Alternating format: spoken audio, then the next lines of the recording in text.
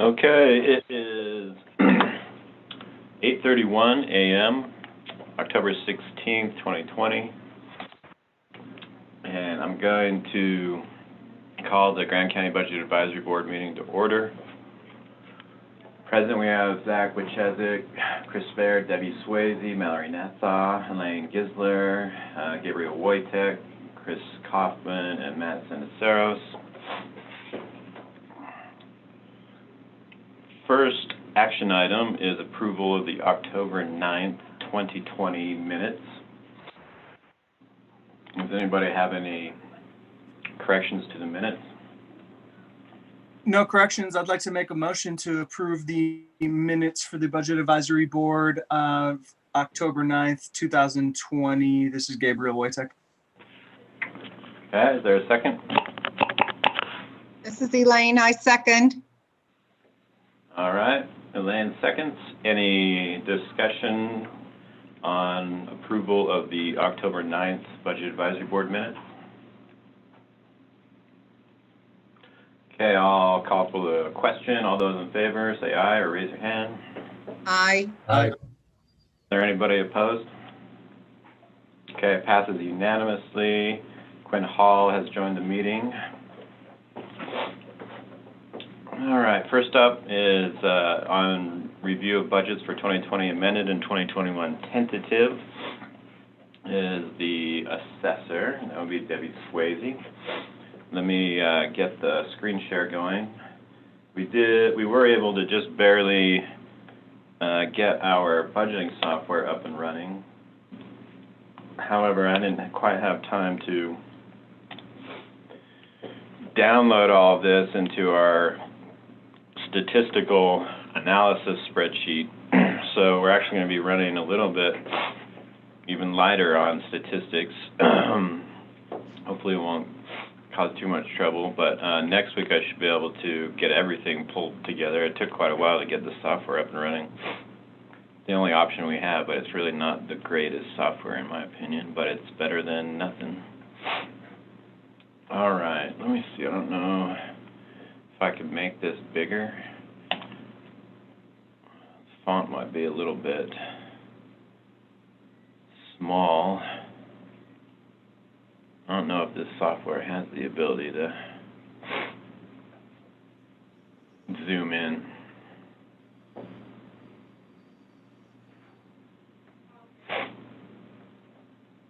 Doesn't look like it. Hopefully everybody can see. All right, Debbie, can you hear and speak? I can, yes. Okay. Good morning. Good morning. All right, I guess we'll just start off with subscriptions and memberships. 2020 actuals so far 4206, which is quite a bit above how much it's been in the past, which is about 2,000 more. What is the increase there, Debbie? Well, I think one of the things is coded different. Let me look at that one.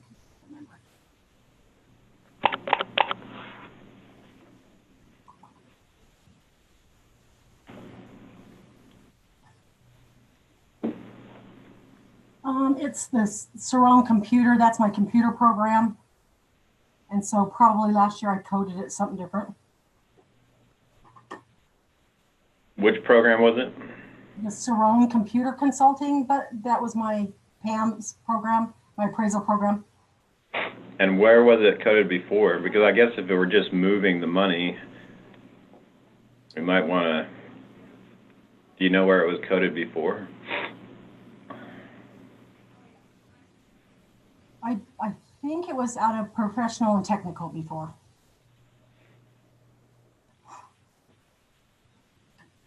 Down on the, yeah.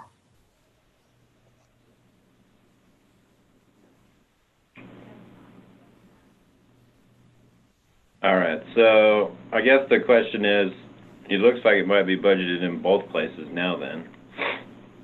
Well, because I moved money yesterday, you told me to move it. So I took money out of inventory and put it into that one to cover that one. Out of inventory? Yeah.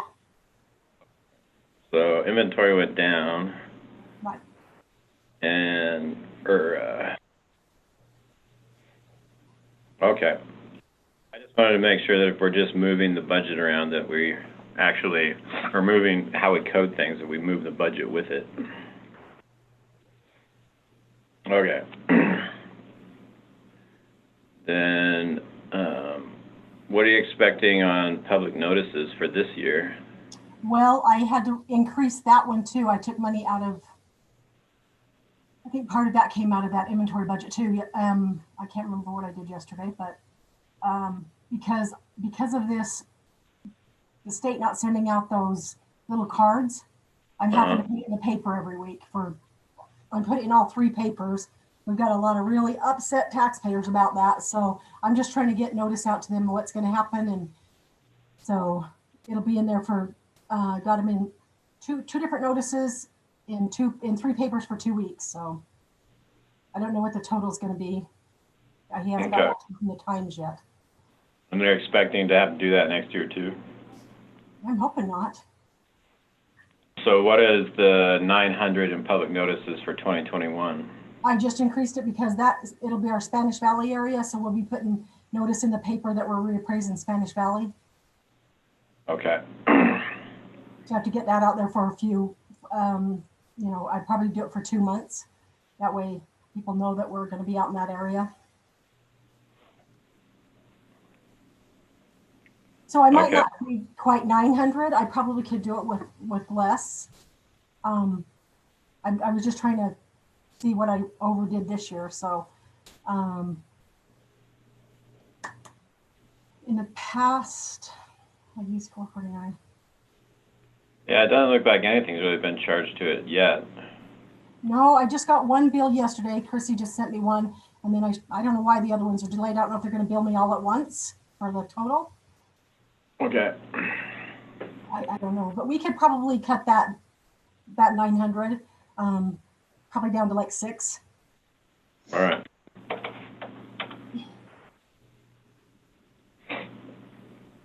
And then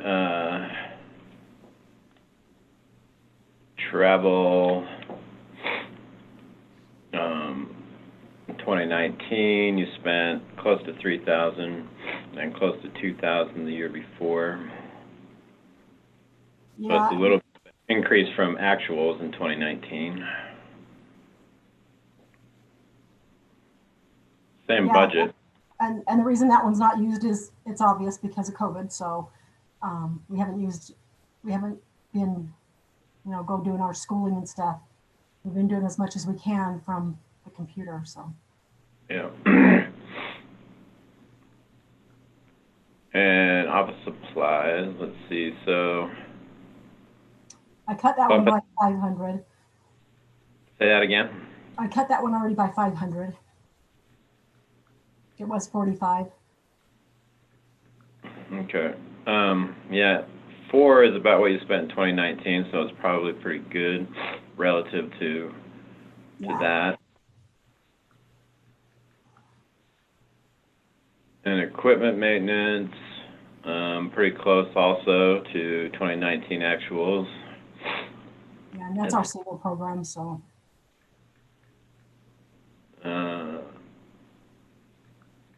Fuel, I mean, in 2019 you spent 258. Right, and we did, because of COVID, we did desktop appraisals instead of actually going out and driving. Last year was Well, that's 19 though. Yeah, for 19, yeah. Oh, COVID in 2019. Oh, okay, I see what you're saying. I can see it now. So Spanish Valley's our area next year, so we'll be out and about a lot. So I don't know how much gas we'll use. All right. There's a lot of building going on out there. So in professional and technical, the budget's still 5,200. Do you know what that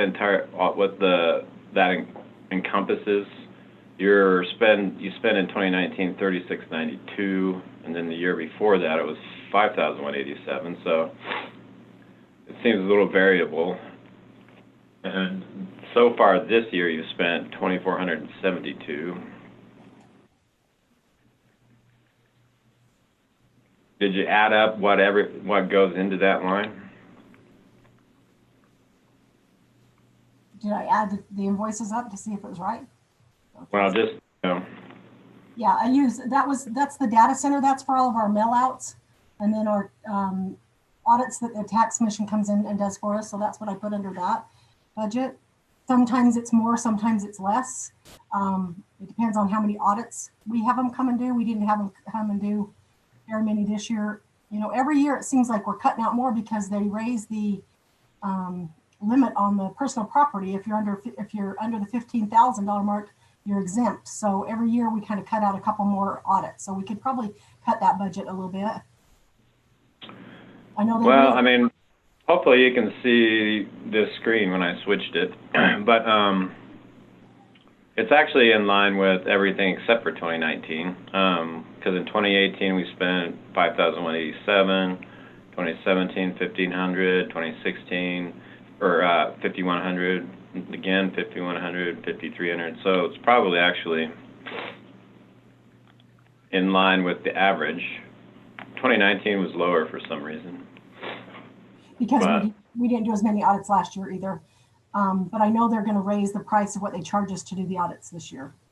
All right.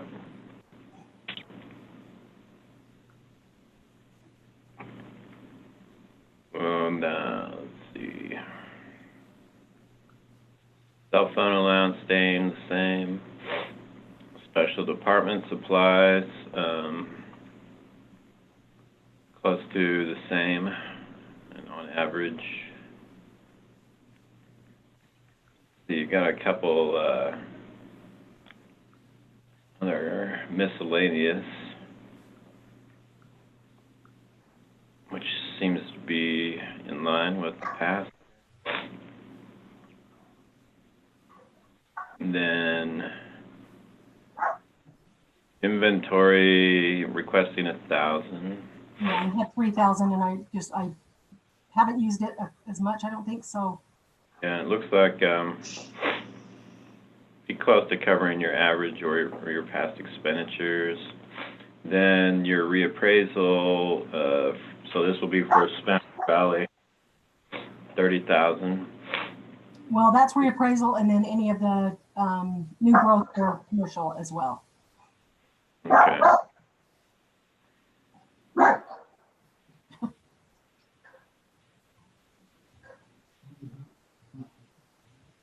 Yeah, so I mean, the non-commercial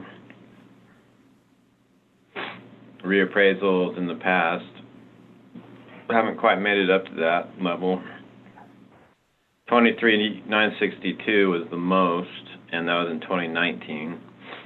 And then if we skip the commercial year, 2017 was 18,900, 2016 13. So you really think you need 30,000? Well, I don't know, because it depends on how much new growth there is, and I know there's a few new big motels going in and stuff. So, and then that would be all the pickups that he comes back and does to finish him off. So I didn't have him come down this year as much because of COVID. So. All right. Well,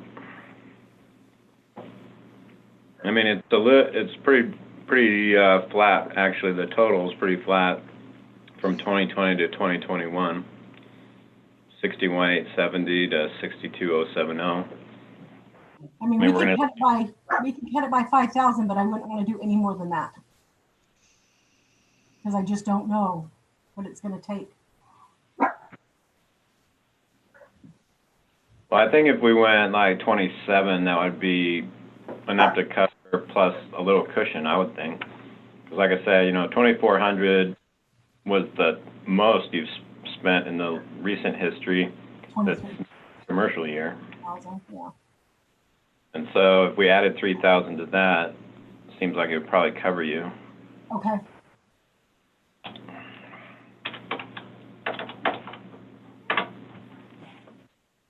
All right, and then schooling, 3,100.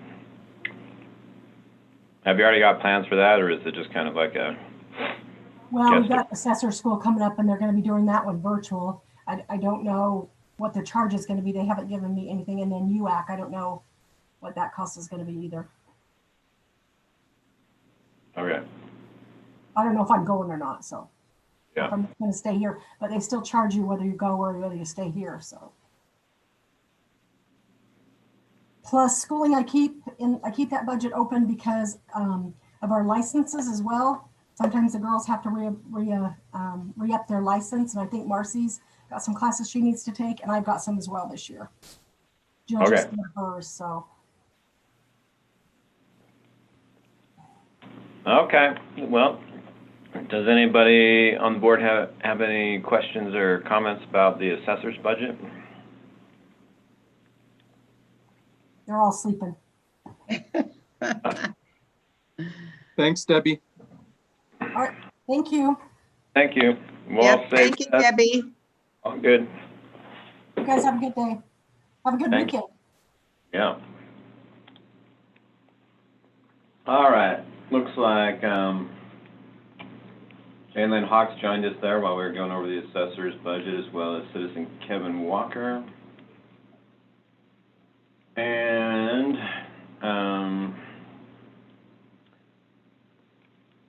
I guess we're running early. Maybe,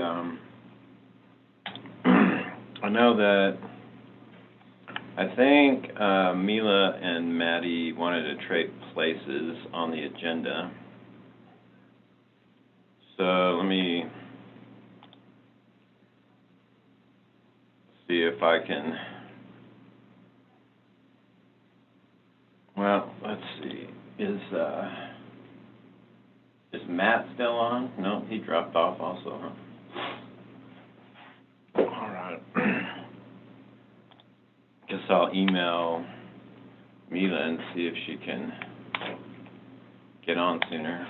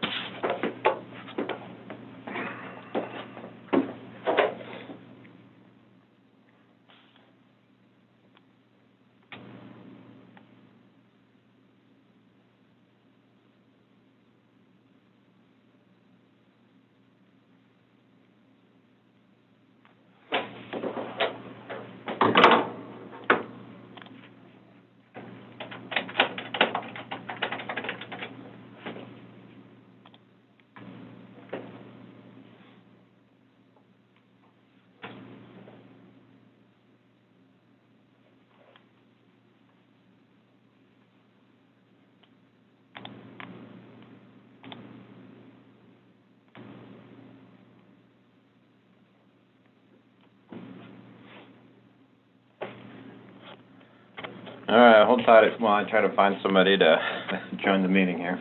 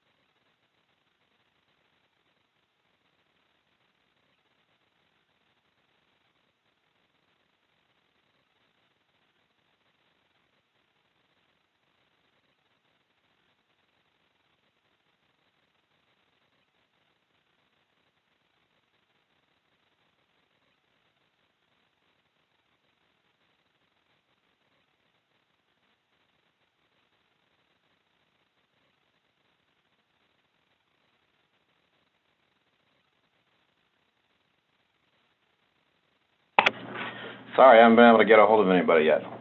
Still working on it. We're running a little early on the schedule.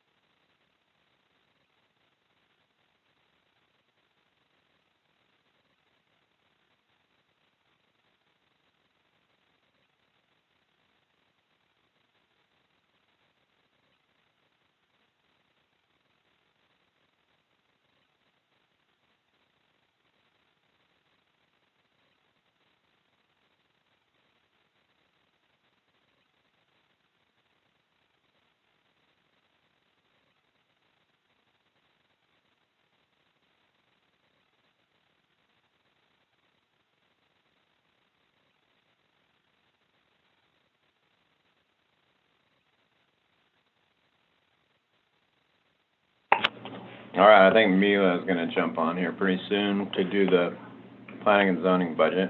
Hopefully she'll join here in a minute.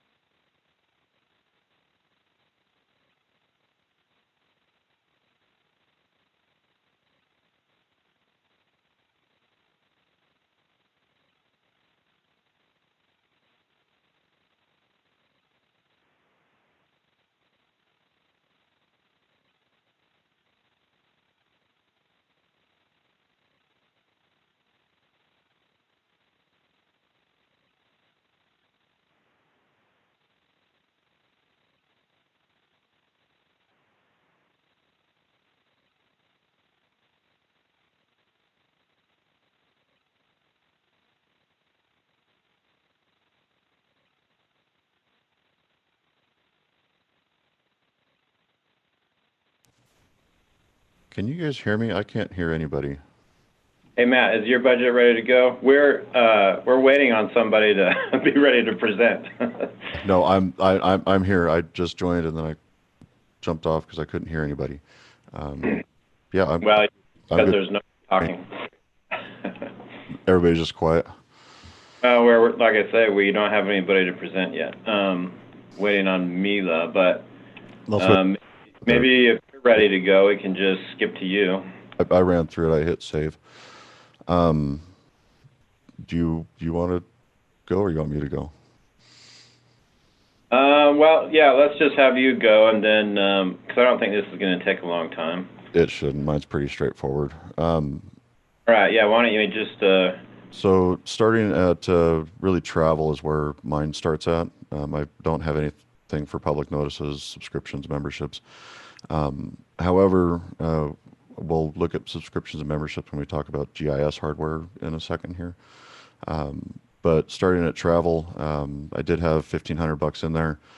We did anticipate going to a couple of different shows this year, as well as UAC, a couple of different conferences. I've got my new staff, but with COVID, we've just stayed here at the courthouse. I don't anticipate that we're going to be traveling at all next year, or I'm not, sorry, the rest of this year.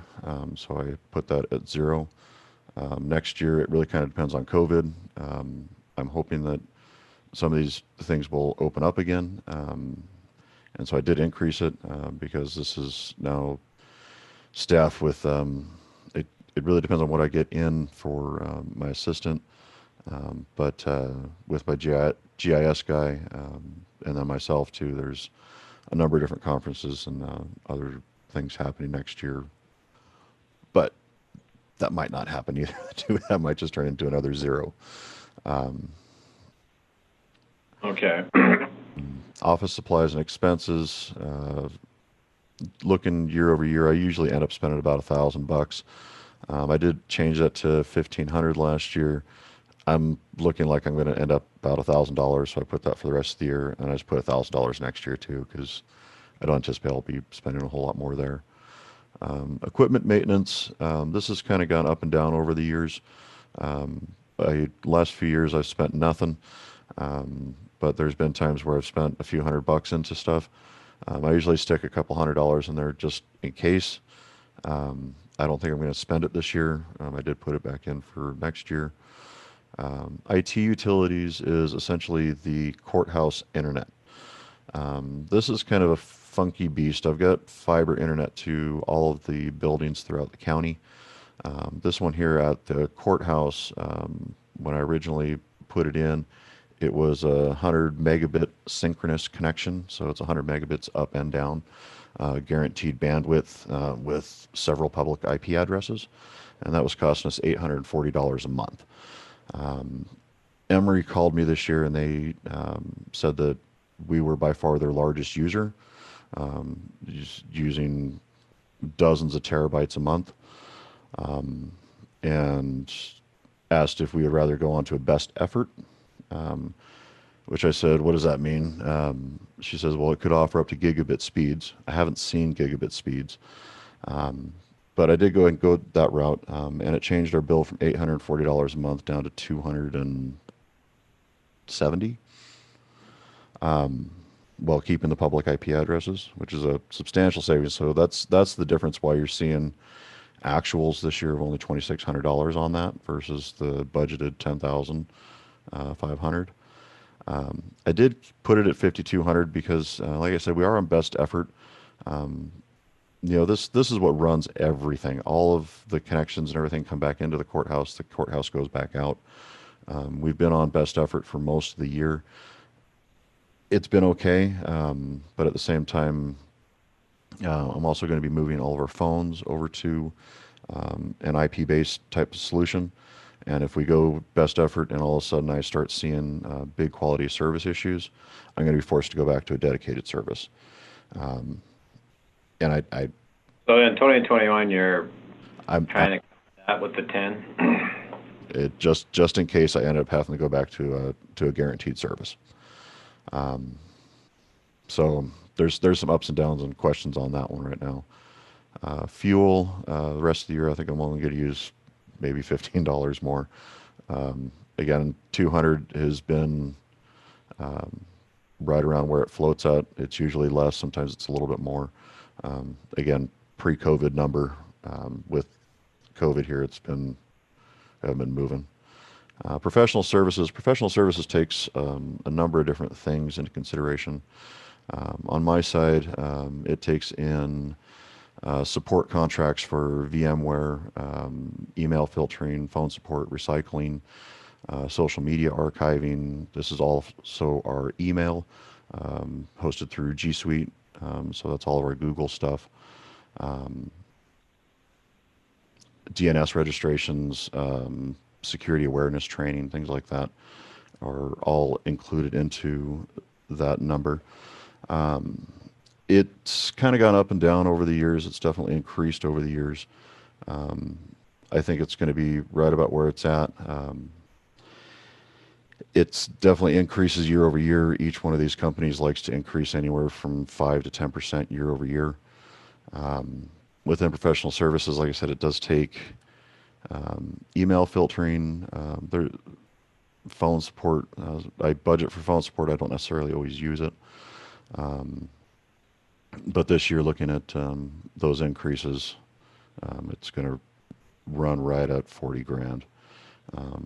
I was trying to include a project support line in there of $10,000. I was asked to reduce last year. I took that out. I'm keeping that out this year again.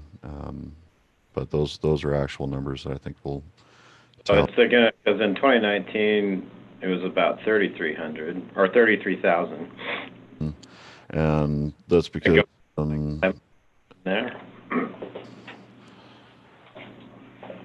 again, Chris? It's going to go up 7,000 from what it was in 2019. Yeah, we've added social media archiving on in 2020. That was an extra $4,000. Email filtering service went up. That's done through Barracuda. They had original promotional pricing. It's gone up over that. VMware, they're all right up there. Yeah, I can send you my spreadsheet here. My sheet doesn't quite exactly match your Cassell for some reason, but You yeah. mean 2019 didn't match? What's that? What doesn't match? 2019. Let me get back. Where's it at? It's possible that some accrued expense doesn't show up, because sometimes the expenses that happen in, like for instance, in 2020, that was for 2019, that Well, got picked up in the audit, that may not show up. Sometimes those don't. But I don't know if that's the case or not. yeah, I mean, even on my sheet, 2019, it shows that it should have been 28.5, and on here it shows actuals was 32. All right, well, So maybe I don't know just, what the discrepancy is, but those are quoted numbers. Like I said, this is support that keeps the county moving and working. I don't make up these numbers. I wish I could. well, I guess, I'm just saying, like maybe just, because it's a 7,000 increase, which is substantial, from the 2019 actuals, and so I guess just double check to make sure that it all adds up to 40. That's what my sheet says. It Okay. 39.9. I do round up a little bit on when I do quotes, just because when they give me a quote this year, next year, I'm always going back to vendors like, hey, this is what I budgeted for. Okay. Yeah. All right. And, moving on, management system tools. This is the system that I use to manage all the PCs across the network. It does automation of patching, security, compliance. It allows me to be able to remote control computers, see what's going on the network. Again, that goes up 5% year over year, $4,700. Backup, this is done through Barracuda. This is an appliance that we pay for. There's actually a physical appliance on site, and then that replicates up into their cloud. This has gone on. Backup's an essential beast. We are backing up into the cloud. It's been a solution that we've looked at for a while. It works. Again, it increases year over year, which I hate. But we are paying for instant replacement, so we get a new appliance this year. Again, it is what it is. I wish I could make up these numbers. RMM. So we're talking about, so we got Management solution, our management system. Yeah, so two separate things. The management tools, that's a program called Ivanti. If you have a PC here at the county, I'm sure you've seen it, telling you to reboot your computer. It has a whole big back end. It's what I really lean on to help take care of a lot of the back end mundane stuff. It helps me with automation and, like I said, keeping track of everything, software, hardware, users. And then the backup solutions, that's actually backing up all of our data. all of the databases, all the various pieces of data that are across the county. That backs up into an on-site appliance, which is a big server, and then that uploads every night into their cloud. So it's replicated into multiple locations. It's highly redundant and fault tolerant. So the cost of that's going up like 15.5% in 1 year?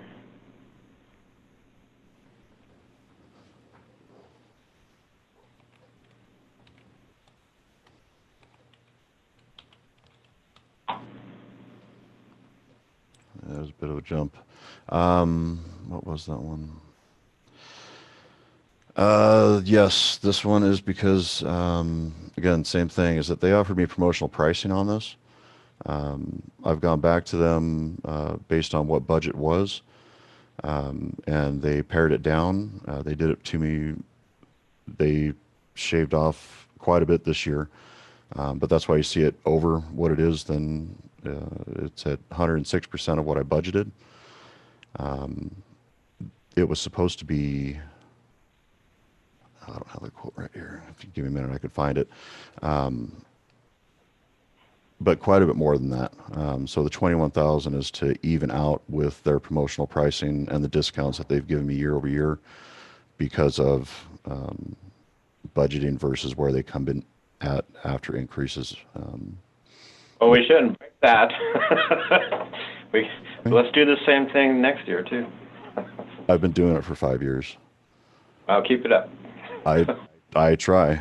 I really beg and plead, and I really bargain with vendors as much as I can. But these are the numbers they come back with.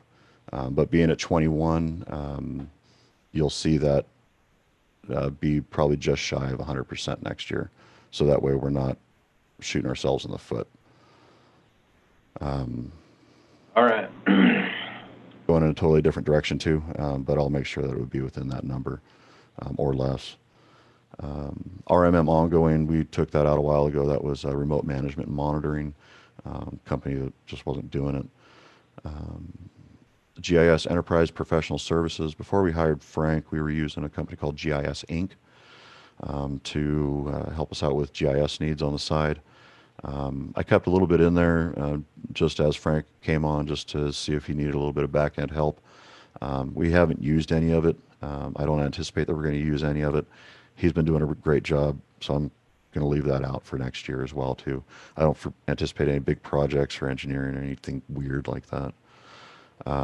GIS licensing is $25,000 consistent licensing. It's an enterprise licensing agreement with Esri, which does ArcMap, Arc Online. All of our maps and everything is done through that. It does all of the servers as well. There's two ArcGIS servers, one for the sheriff, one for the county. It gives us credits, unlimited usage. I can go on and on about it. How long does that agreement last? Because let's see, when did we sign on? It wasn't that long ago. It's a 3-year term.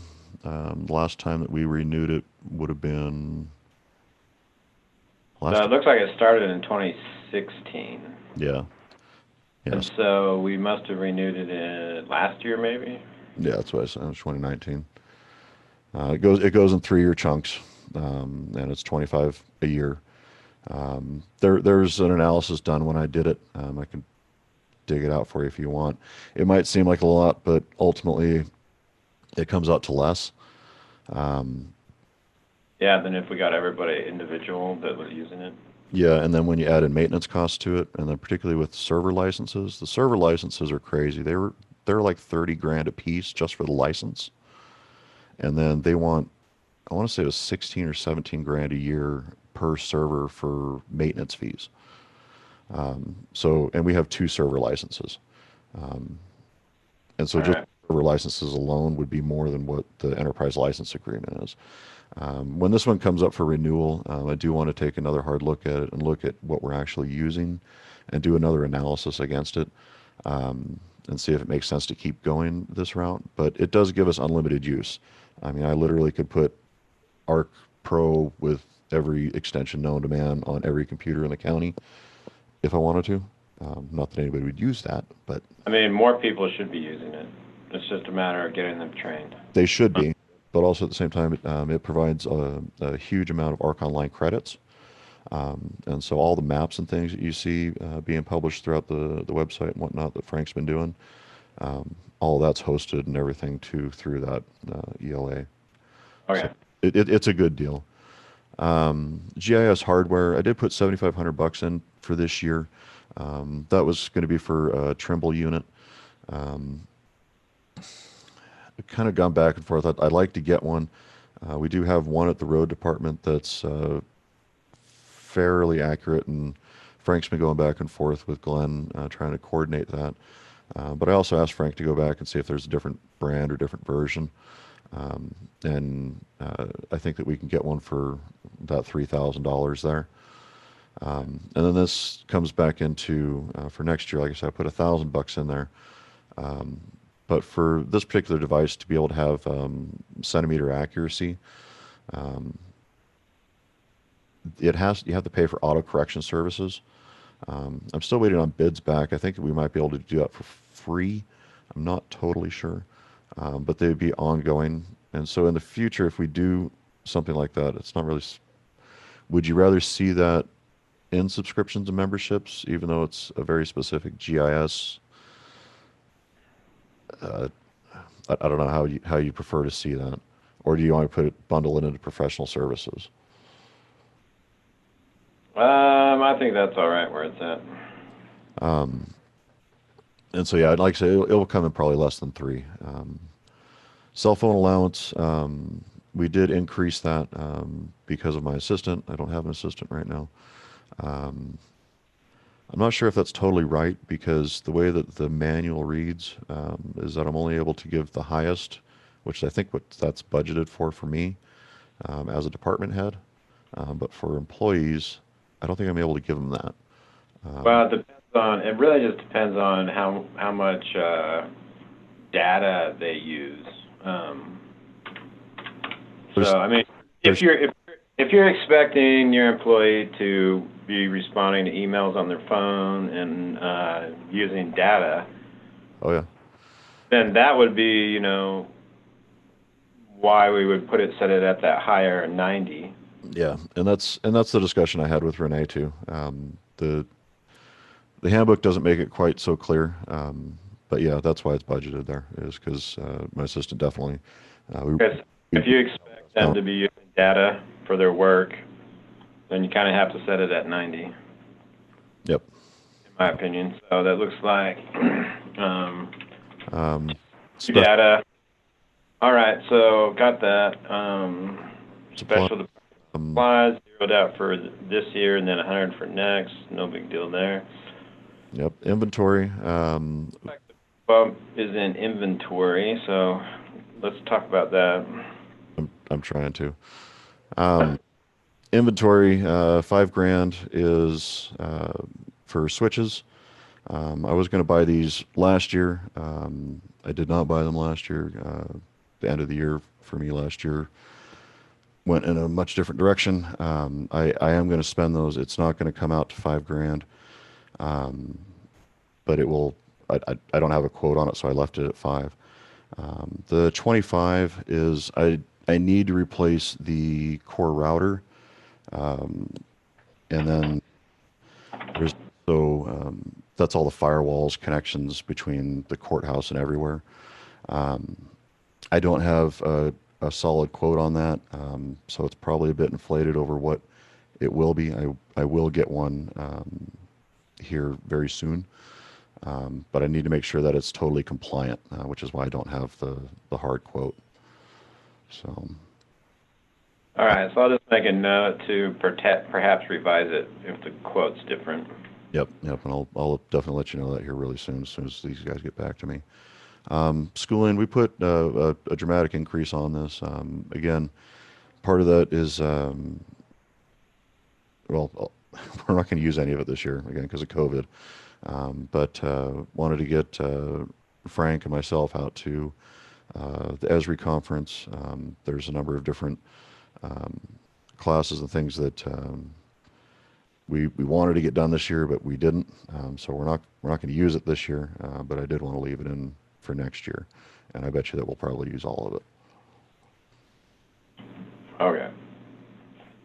And then, so you're gonna rehire for your assistant here, I assume, and so the positions so we've got, in IT, we've got yourself, your assistant, and Frank, right? Mm-hmm. The GIS specialist. And so we're just gonna move forward, right, the same way? That's your request? That's my request. I don't have any overtime budget for either of my staff. I make it a point to make sure that they don't work overtime. Okay. Okay, does anybody have any questions for Matt for the IT and GIS budget?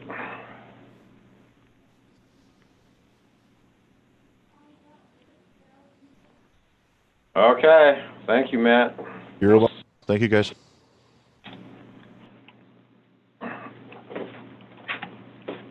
All right, let's go. Mila, are you with us? Yes, I am. All right, we're kind of juggling the agenda around, but we're ready for you now. Okay, cool. And so now we are moving on to the planning and zoning budget. So go ahead. Oh, well, you go ahead. I was just going to say, I would preface, kind of this entire conversation with the fact that I only got into my budgeting software yesterday, and do not have a ton of details. I would need to, have Christy pull all the receipts and, be able to really go through everything that we have on our list, just so you all know. Yeah. So yeah, this is your first year doing the budget, so that's understandable. I mean, but we do have some past year actuals to go on and kind of evaluating these things. So starting off with That's what I used. and memberships. In 2018, it was $5,714, then bumped up to $7,136 in 2019. And haven't spent much this year so far, only about $1,400. So the request is for $5,500, which is kind of right in the middle of, well, where it's actually lower than 2018 and 2019. We should just look and see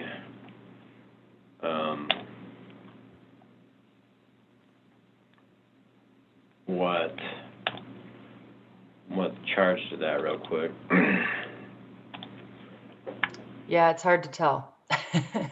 Oh, let's see. So that's, I guess Zachary was using his credit card to pay for members. Yeah, this was the issue with a lot of these, is that they often had just the credit card charge, and so I'm going to need to get Christina to look up all of the actual invoices, and I definitely didn't have time to do that. All right, so we've got something that's like probably a monthly reoccurring charge for something. We've got the American Planning Association. Was that for Zachariah's AICP or whatever, or is something else, do you think? Yeah, that's a membership, and I need to join that as well. And then CDW, do you know what that is? Nope. All right, so we've got some more research to do. Bear Cloud Software, was that I think that's the short-term, your portion, I guess, of the short-term rental compliance software, right? I think. I don't know about that either. Yeah, I know we just switched providers for that, so I don't know if that may be changing. So this, yeah, I'm pretty sure that's what that is. Code publishing is the codification software for our land use code. There's the Zoom, Times subscription. So the big one that we don't really know is the CDW government. Chris? Yeah? I'm not totally sure I could pull the invoice, but I bet you that's for Creative Cloud. The Adobe. Adobe Suite. Adobe Suite. Yeah. I do renew through CDW. I'll look really quick in, Hey, Chris, this is Elaine on the Bear Cloud. That is for STR or Granicus, that they host compliance to monitor the overnight rentals. And I think that cost is going to go up slightly. Thanks, Elaine. Yeah, they started out as STR helper, then they went to Bear Cloud, and now they were bought by Host Compliance, which is part of Granicus. So we've been able to keep over the years, because we initially started with STR helper to develop all their, everything that they do, and worked with them, that they've given us pretty good pricing. I don't know how long we're going to be able to keep that low pricing, but it is split between the Travel Council and your office, Mila. Mm-hmm.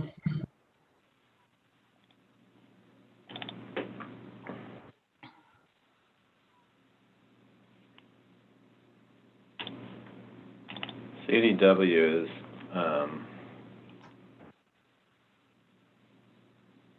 it just looks like a technology thing. So it's kind of strange that I think that this CDW is actually more of probably an inventory expense that got miscoded. Would explain why that line item was higher in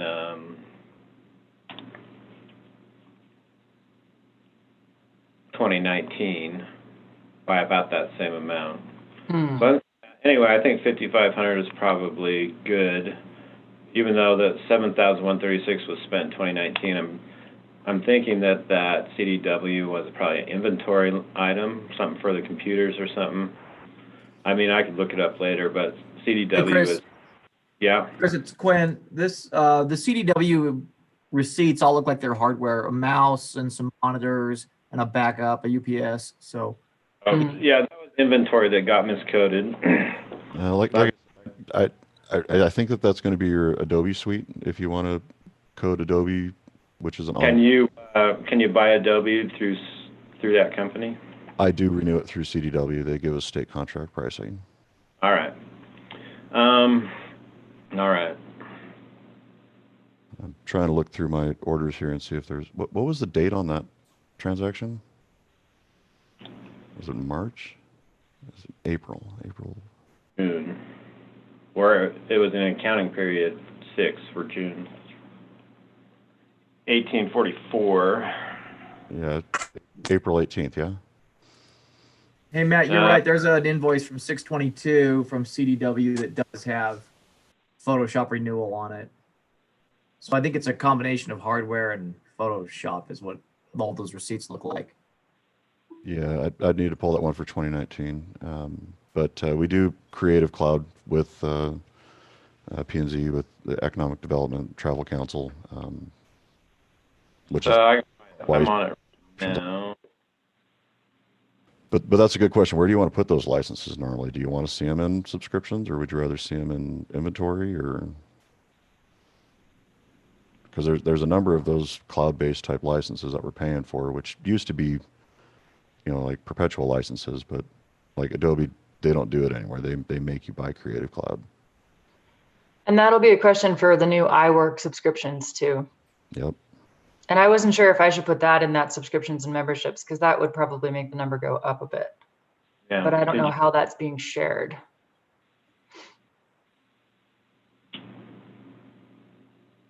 Yeah, well, we haven't quite figured it out. So I think subscriptions and memberships is the closest thing. There's no like software line item, so it looks like the invoice is for two subscriptions to, it just says ADO, and now I assume that's Adobe, so ADO CCALLAPP. I mean, it's a code, but Creative Cloud. All right, so that's what that is. I'm going to make a note, Mila, in this one to have you list out everything that you can think of, and we'll look back in the detail ledger and find out, all the different subscriptions that we'll carry through and just add them up. Hey, Chris and Mila, the Granicus, our host compliance, is going to be $4,000 a year.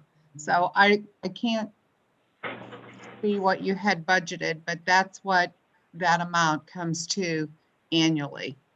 And that'll be split between us? But yeah, it's $2,000 for each of us. Okay. Well, is there any reason why it can't just be covered? Is it for TRT compliance? It's to see if overnight rentals are out of compliance. They show up, and if they're not properly in the zone, if they're not zoned properly, or business licenses or anything. Yeah. Well, I'm thinking that we should just put that in the travel council budget.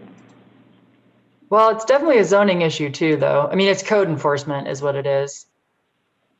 But yeah, I get that, but yeah, for tourism related code enforcement. And so I don't know.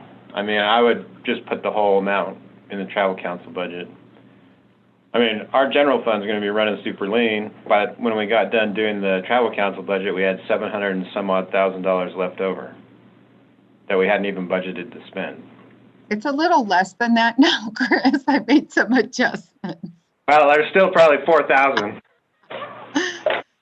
Yeah. Right. Well, that's fine. That's fine with me. I mean, I don't care one way or another. We just always split it at the beginning because both departments were using it, but it makes no difference to me. I mean, we use the system to monitor the overnight rentals for compliance. But if it has to do with zoning and they're not in the right zone, we can always then just give Mila the documentation and the update, and then she can go about it through code enforcement. So well, I mean, you can have access to it too. I mean, we're just talking about where it's getting paid from. Yeah, well, that's fine. It can all come out of the travel council. That's fine. All right, let's do that then. Is that the same for the creative? So this is Gabriel. Is that the same for that creative cloud charge? Is that split in two, or does the No, that's not. Both departments have to have their own subscription to that? Yeah, you only get to use one license at a time. And right. Mila, what is your, can you clarify what your office uses that suite for? Yeah, it's to produce anything that's not like a Word document, pretty much. Like any, public materials, like our, small area plan postcard, like all that kind of stuff. We need Adobe Suite for that. And I guess my question would be like, you find that to be pretty critical as opposed to using something like Canva or something that would be like low cost or free?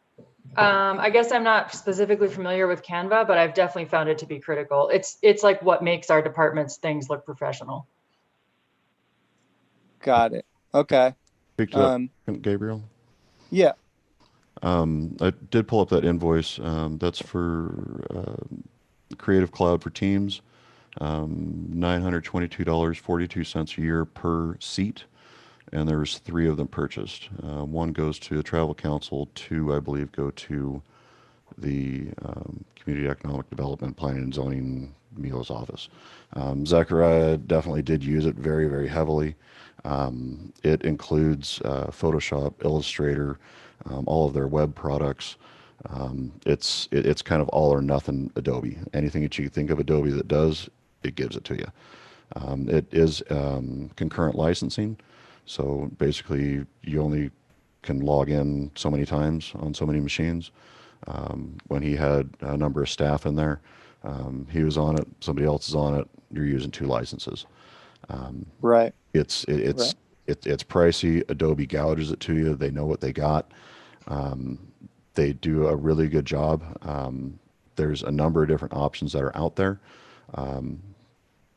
But they do have learning curves and issues and otherwise.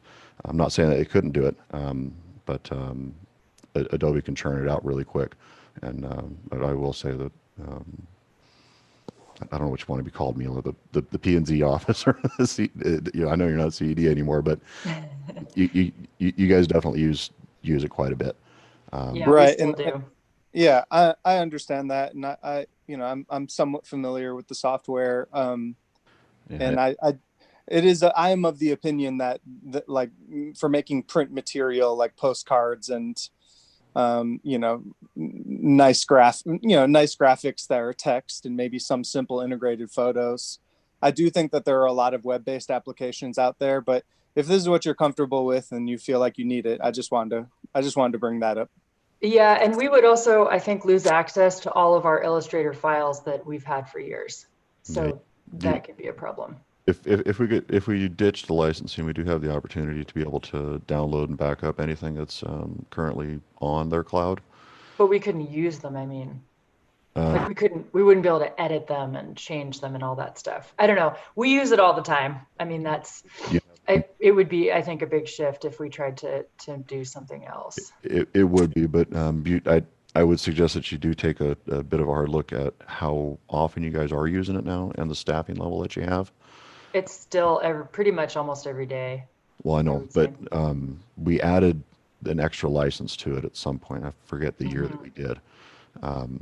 But now with you guys splitting up, I'm not sure that we need that second license. Yeah, that may be true. But we can look at that again when it comes up for renewal here. We've already paid it for the year, so it's just going to be a next year thing. I don't have pricing right in front of me, but they do, just like all the cloud vendors, they go up year over year. Adobe is notorious for going up 10 to 15%. So I wouldn't be surprised to see that price crest $1,000 a seat. So let's, I'm going to send you a detailed ledger going back a few years, Mila, and you can just kind of try to identify what all those subscriptions have been in the past, and then we'll tally up what it's going to be moving into the future. We'll have to revisit this after we do that. I think 5,500 is a good starting placeholder for it, but maybe looking back and trying to just create a table or whatever and try to just and all the different subscriptions that need to be carried forward. Okay. And it's probably a useful exercise also to know what's been happening in the past as well. And so definitely. So then public notices. This is one that I wanted to talk about also. You did bump it up, but if we do move forward with taking over the mailings for the rezone requests and whatever else requires it, this would be where we're going to have to plug that those expenses in. Right. Yeah. So that's why I bumped it up. And that was just kind of an estimate. And I was assuming that some of that would come back to us via the fee that we talked about. Yeah. And so even though it comes back to us, we have to bump it. Right. Sorry, I've dropped the phone here. That's great. Can you hear me? I actually need to grab my my charger real quick. My computer's about to die. Okay. So I guess, for everybody else, we did establish a land use code requirement that the applicant has to mail out to all the neighbors within certain radius. And it's just really difficult to make sure that the applicants are actually doing that right. And I think that we'd all prefer to pull that back into the county and do it, and then just create a fee in our fee ordinance that recoups the cost, the actual cost of doing that mailing. And so, yes, there will be a revenue side that should be exactly reciprocal to the expense of doing that. However, in budgeting, we have to budget the full expense and the full revenue. We don't budget net. And so, let's wait for, I guess, Mila to come back. I'm here. Okay, so I'm just saying we can't budget the net. We have to budget the full revenue and the full expense for both sides of it. And so when we I think one of the things to do is we're also proposing quite a few other changes to the planning and zoning fees. And depending on how that shakes out and gets approved, we'll increase the planning and zoning fee budget for revenue, kind of reciprocal to whatever it's going to cost. But in terms of, I guess we need to kind of estimate how many of those mailings we might be doing and what the average cost would be. And I know it could vary a lot, depends on how many neighbors somebody has. But we do need to plug something in. You increased it by 1,000 in the budget. And that's, $1,000 increase over 2019's actuals also. But do you think 1,000 is really enough to do all the mailings that might occur? I mean, it depends. So I was, without being able to actually have enough time to get very detailed, I was thinking about the cost to mail the postcards that we did for the small area plan, which was like a little over $22,000, like $2,300. And that was mailing and printing postcards for the entire county addresses. So I was figuring, each project has a very tiny fraction of that. And I'm hoping that we can create a postcard system also for those notices. I know that Park City is doing that. So there is some precedent for just doing postcards.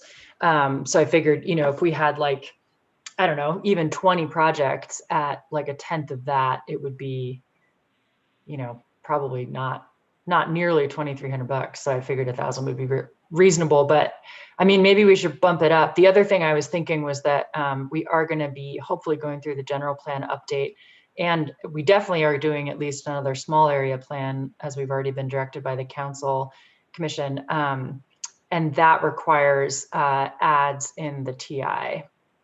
So a lot of that is also that extra advertising money. So you're right. I think maybe it should be higher, and then maybe we won't use all of it, because we'll also probably need to buy more signs again too. We bought 200 and we've already gone through quite a few of the physical posting signs. Yeah. All right. Well, let's reevaluate that one also, Okay. and try and figure it out. I mean, we also have the capability in the clerk's office. We have mail stuffer and machines for that. I mean, if we were only talking like 20 mailings, it's easy to do in-house without going to anybody. But anyway. So for travel in 2019, it was about 5,000. Prior to that, a little higher, 6,500. And you've got 5, so that's right in the ballpark for travel. If we can. Yeah, like you say, you've got if there's no restrictions. And I'm generally budgeting, hoping that there aren't going to be any new big closures or massive restrictions. We don't really know, but being optimistic, I guess. And then office supplies in 2019, it was 1,700. The year before in 2018, 3,200. Have you done any evaluation on that at all, or are you just working off these past figures? Yeah, so for that one, I'm mostly working off the past expenses. Again,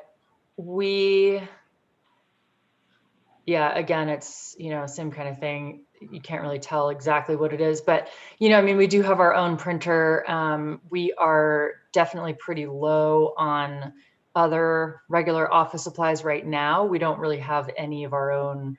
Maybe we should just use the clerk's office, but currently we don't really have any like envelopes or notebooks or anything like that actually in our office. We are going to have, hopefully 2 new staff people. So I just figured that was a pretty reasonably safe number. All right. Yeah, I mean, it's kind of in the middle there. I don't know, like in my office, we've made dramatic changes. We hardly even use any office supplies now because we've switched everything over to be electronic. Don't print anything hardly. So I don't know if we there's may any not use that whole number, I would think. a big change for you, but like for the commission's office, our office supplies budget's probably going to go down by like 90% just because we switched over to paperless. But anyway, that's something to keep in mind. I mean, it's right in the ballpark for prior expenditures, so. Mhm. And then equipment maintenance, I just want to see what that charge was in 2019. We looked at that, and that was the one that was very confusing, including office, et cetera. And then they gave us a refund, and then there was Rick's Glass. So this is one of the ones that I need to get more details on. I don't know what that was for. I'm assuming maybe it was printer maintenance or something, Well, let's, but I don't have access to that. Office, etc., I believe, does Canon maintenance for your Yeah. machine there. They That should. makes so they sense. must have like charged some kind of, we got a rebate or something. Yeah, I don't know. It's one of the last Canons that we have here at the county, though. It seems to be working. Matt, do you think we need to be like worried about it or replacing it? No, I don't think justifying buying a Okay. $4,000 or $5,000 unit that doesn't get used a whole lot is no. I'd be curious why they gave you money back. Looking at the invoice, it still doesn't really clear it up. It just says, I mean, the description on the invoice just says M/A IRC 2550 cancel.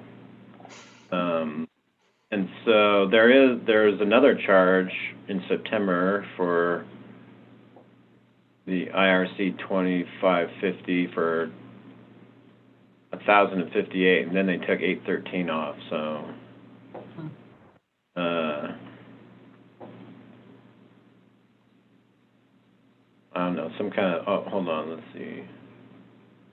It says so on the copier maintenance contract, they canceled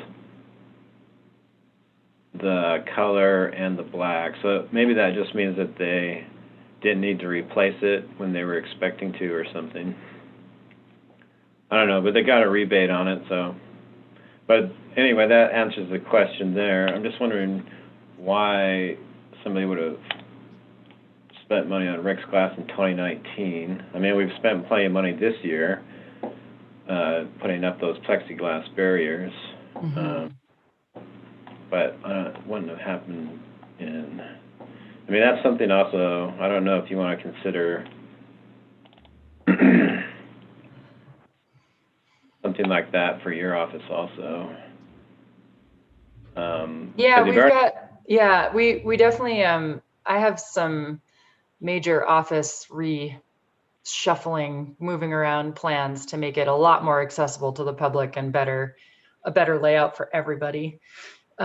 So we're going to be working with maintenance to help us do that. And they offered to repaint our walls and everything and make us spruce it up a little bit. And I don't know, I guess I might have to ask our new person if she wants a barrier. I don't think right now we're not planning on that. I think we would just be planning on masks.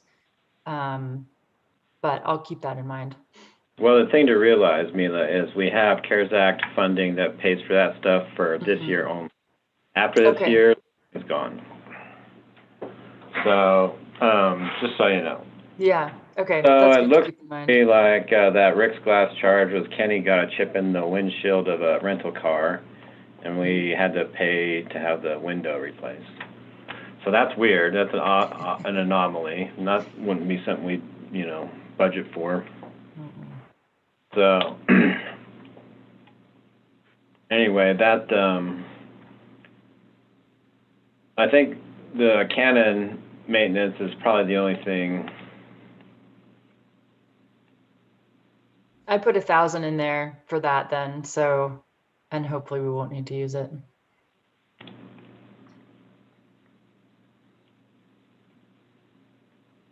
All right, yeah, it's kind of variable. 1,000 looks Might be It a might- little low. need, but it's kind of hard to tell. It depends, I guess, on whether or not they need to replace the ink. And if they didn't do it last year, they might have to do it. If they didn't do it in 2019 and they gave us that rebate, doesn't appear that they've done it this year either. Mm-mm. Next year, we might be online to having to get the ink replaced or whatever it is they have in there. So I guess that's probably good to leave in. All right, we're figuring everything out here as we go. And I guess, you know, this is how it's got to be with new department head. We're on to utilities, which Yeah, we don't, I think we yeah, pay. all the courthouse utilities get paid out of the maintenance budget. And then so the fuel, keeping the budget the same, although typically probably don't. Well, I guess one year got close to that. 2017 got close to 500, Mhm. but really it's more 400 or less. I guess it's not a big deal. It's not that much money. This professional and technical. So this is we do have a miscode here. I think developer fees that got miscoded, so that kind of just needs to be corrected. But we did, take this.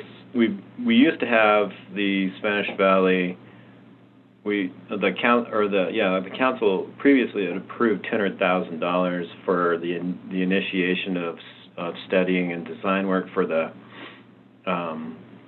Spanish Valley Drive Trail, and we moved that over to to Maddie's budget, the Parks, Trails, and Recreation budget, which we'll get to here soon. But that's not in this budget anymore. And so professional and technical would be consulting work. And Mila and I discussed, that it could be for general plan, but it looks like we can also put that in planning projects, which she did. So is there any other consulting that you can think of that besides general plan? I mean, if we can put that into planning projects, those kinds of plan things, then I think it would just be the Spanish Valley Pathway, which, we are using Jones and DeMille for that still. They've been helping us prepare the Arches Hotspot funding package proposal. But if that's coming out of Maddie's budget, then I don't think that we have anything else coming up that we would need that wouldn't be able to be in planning projects. All right. So because it's all otherwise developer fees, if that's where the engineering fees go. Yeah, I think that's got to be what that is. I don't know. It just got miscoded, I guess. So we'll leave that at 0. Code enforcement, I guess it's more like a question for the commission. We had in the past budgeted $50,000 for like junk cleanup, and there was a committee and everything, and that kind of all unraveled. It's not active anymore. So unless the commission decides to, reauthorize that or start it back up again, 0 is probably good. But we'll just make a note to. Yeah, and that's a good point. I think, if the commission did want to take that on or talk about it, I think that, that it would be a reasonable thing to take up.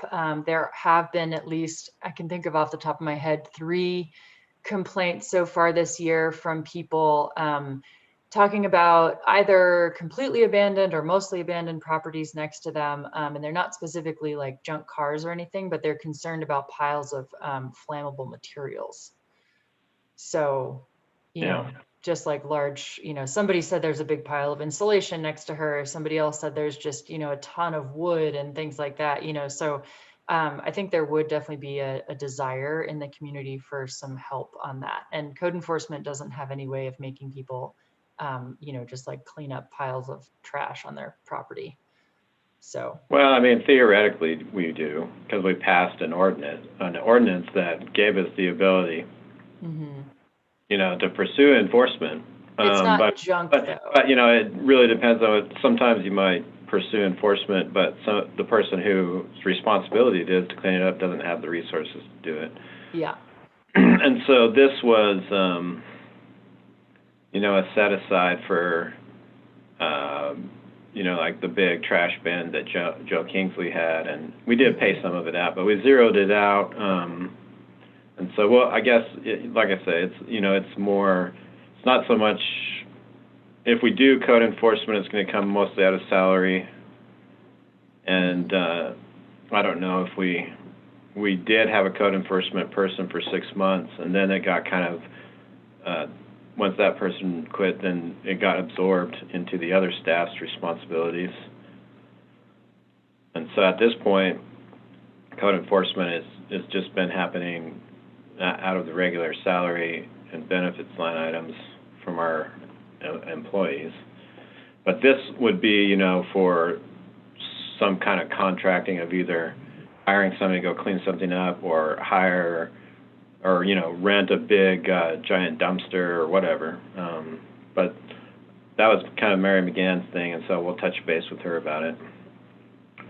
Yeah, that'd be great. And I think, like I said, I think there is a need, and I think it would be a great thing that we could offer. But, and just to speak to the code enforcement person, our new assistant position is ideally going to be at least like a quarter time code enforcement. So hopefully we'll have some actual staff time to devote to that.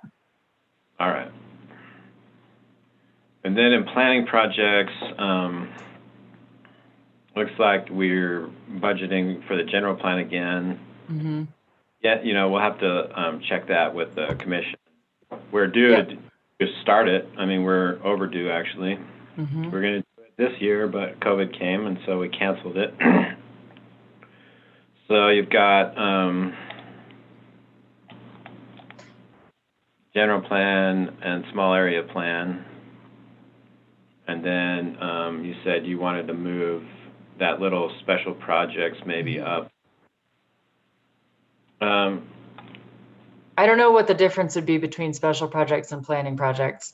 So I'm just going to look real quick and see if I can. It looked like we had about between $10,000 and $15,000 in special projects most of the time, and I just moved that up. Well, it did get bumped down in 2019 to 1,000. Yeah. But there must have been something that happened that changed it. But I just want to look. Yeah, I tried to look up in our files something from Smith Hartvigsen, and it looked like it was a economic development like zone creation or something like that. Community regional economic development, something or other. That might have been some consulting, perhaps, for the community reinvestment agency. Yeah, that's what it was. Community Reinvestment Agency. Yeah. That's who Smith Hartvigsen was. All right. I didn't realize that we spent that much on that. All right. And the rest is kind of small stuff, so it's probably, okay, so we've got the chamber. I don't know if that's a subscription. It's probably the membership, yeah. But I don't think that needs to be in special projects either. No, that could go up into subscriptions and memberships, but it's only 30. So, that's fine. It seems like an extra line item that we don't really need. So yeah, we can just, plan for that out of planning projects. Grants, would be if you're expecting some kind of grant that you're going to be working off. All of our, it's sometimes there's that. And it's, I suppose it's possible. Oh, the other question I was going to have, because the Vista has been coming out of this planning projects line. Did you account for that in this 145 number, or 3,500? Did it with Maddie, right? Well, we're splitting two Vistas, so we're essentially paying for one because we're splitting one with the MVMC, to work on housing, and then we're splitting the one with Maddie as well for the active trails and transportation. So is that, how much is that between the two of them? I mean, so essentially it'll be the cost of one full Vista, which is $3,300. Okay. Did you incorporate that anywhere?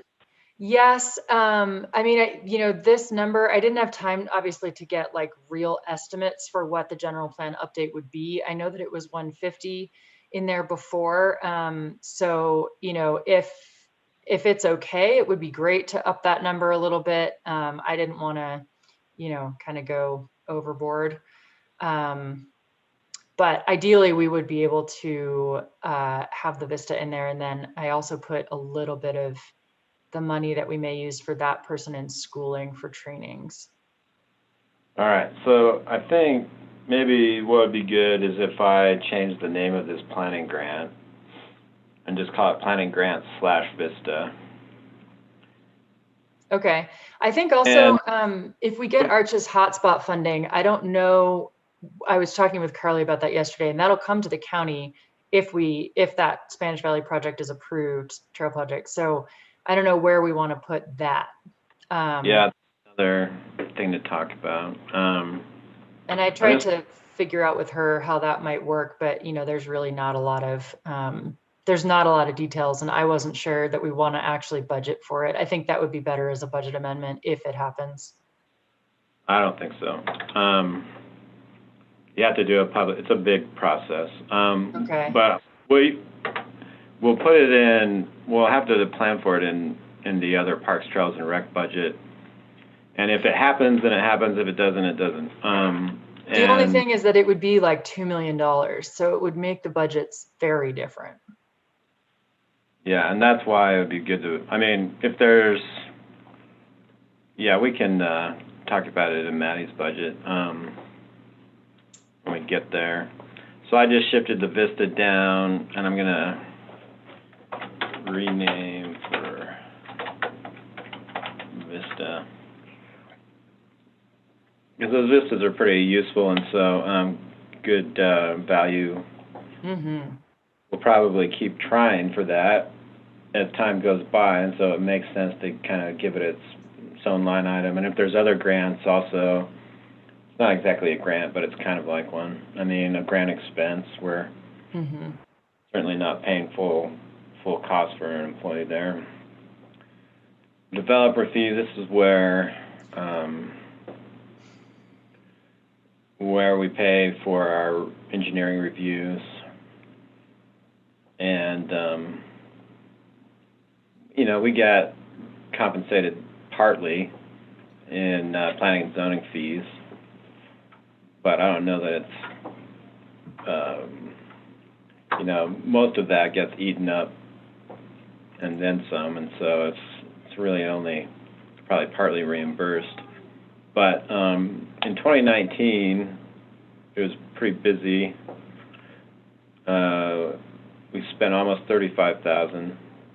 Year to date, 2020, we're up to $20,000.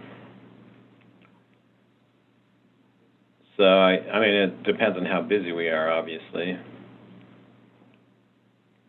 So you're thinking 25 would cover it for next year? Yeah, I mean, again, it depends on how you want this budget to, if you want me to kind of aim a little higher and then come in under, I would change that to 30. But, if you want us to try and have it just be 25, then that's what that would stay at. I think, we are essentially, we certainly haven't seen any slowdowns. And what seems to be happening is that, people have been moving, or the available land in the valley is a lot more difficult to build on than the available land previously. So I think we've seen some of our engineering fees go up because some of these projects are just more complicated in terms of drainage and all the rest of that. So they just require more time to review. And I don't think that's going to change because people are, building on non-ideal parcels at this point. Okay.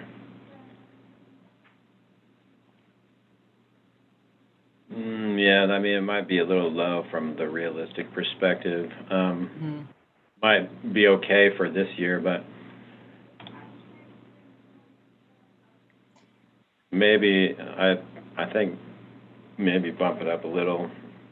Yeah, I Maybe. think that would be more reasonable. And then we can try and come under, but I don't know. It's hard to say. It's Mhm. one that has a lot of the deviation's pretty broad. But I'll bet it's going to be more than 25.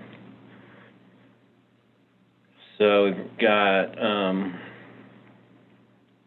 one cell phone allowance. Are you expecting a cell phone, some kind of cell phone allowance for the new position? It depends on what the situation is, I guess. I mean, I think, if we have somebody that's actually going out and doing code enforcement, we would probably need a cell phone allowance. They'll be out of the office a lot. The new position, probably doesn't unless we all have to go home again. All right. So, I mean, I guess the issue is that, if you don't give that employee a cell phone allowance, you can't expect them to answer the phone for work. Just so you know. Right.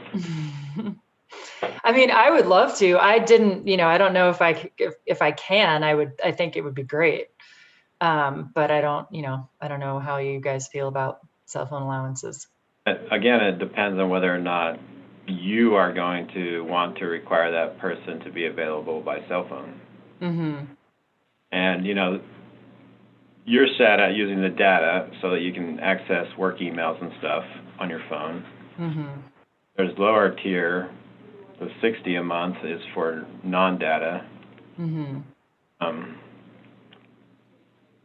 So anyway, it's just something, I mean, it's kind of at your discretion whether or not you feel like that employee needs to be able to answer the phone for work. Mm-hmm. I think it'd be great if they could answer the phone for work. All right, let's see.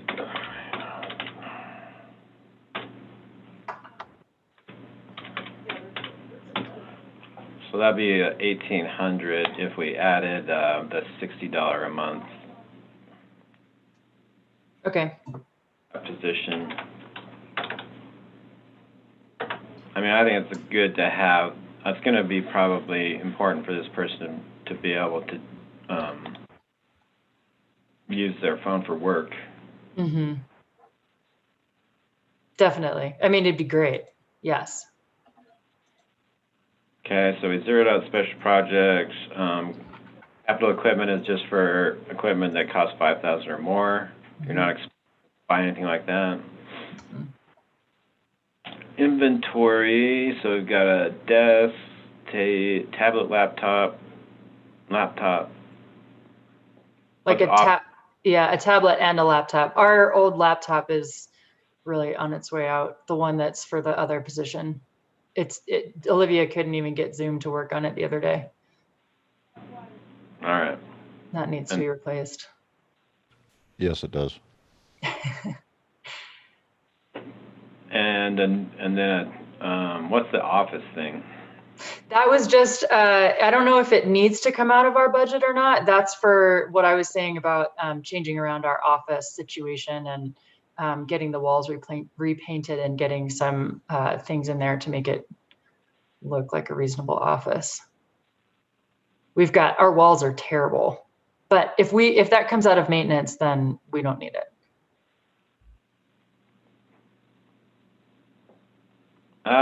I guess it's fine out of there.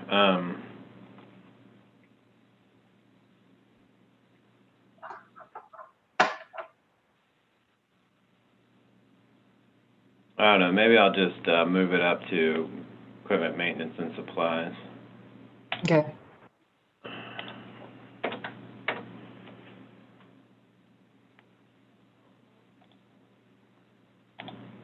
Oop. Forgot, didn't save it.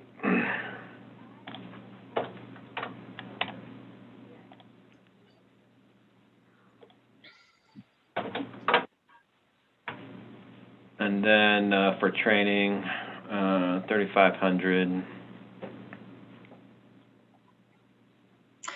And that's an estimate. I can definitely get some more details on that. I didn't, again, have time to do that, but we've got some professional development things coming up. I know that Kima and I were going to take a land use law class, and we like to save some of that in there for, for AmeriCorps and just online courses this year. So it's not going to be too much, but it seemed like 2018 was really high. 2019 was a totally different number. So I picked somewhere in the middle.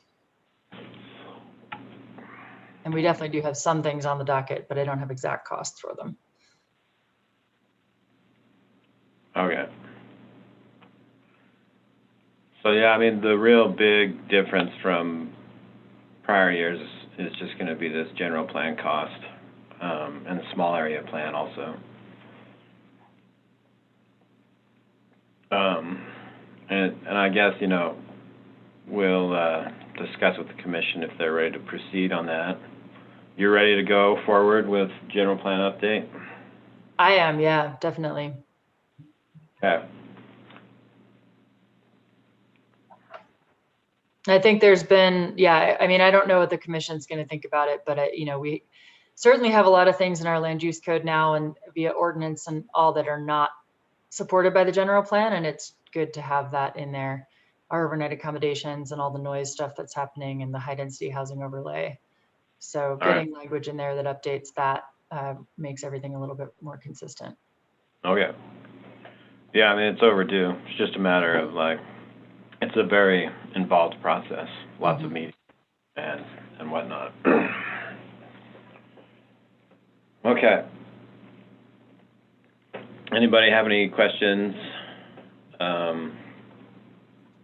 for the planning and zoning budget before we move on? Questions, comments?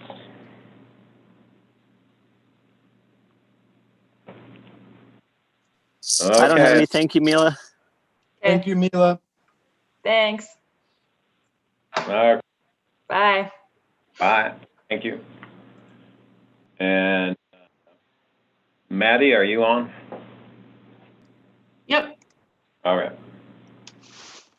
Let's go to Parks, Recs, and Trails. Fund 47. So this is not in the general fund.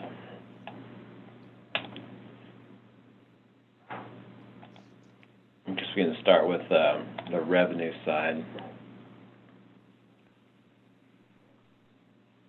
So we used to send TRT and TRCC to trail maintenance, and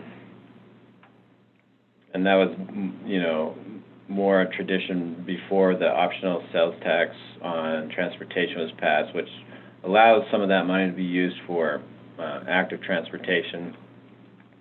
That's why Maddie's department is called Grand County Active Transportation and Trails. And so this sales tax revenue line is more or less, we calculate all of the grant funding and everything like that.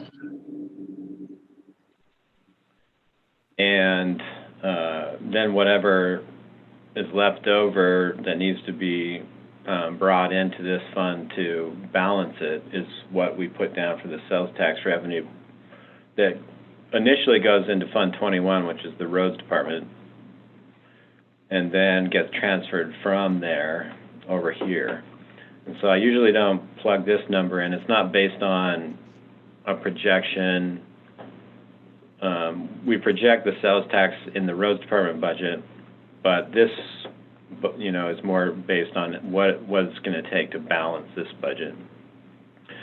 And I guess one thing, Maddie, to realize about the accounting is that for revenue, it kind of is counterintuitive, but for revenue, you have to make everything a negative. Oops. Okay. That's all right. I'm just go in and put that.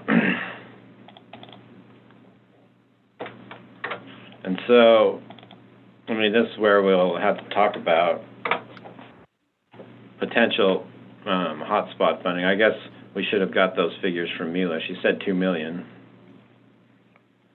But anyway, we'll talk about that here in a second. So you want to go over your different grants, Maddie? Sure. So the first one's the Forest Service grant. And this is one that we don't have our paperwork finalized, but the Forest Service is expecting to get a large amount of funding from deferred maintenance or for deferred maintenance, which trails would count as. And so from just talking to the rec department, they expect to be able to give us $25,000.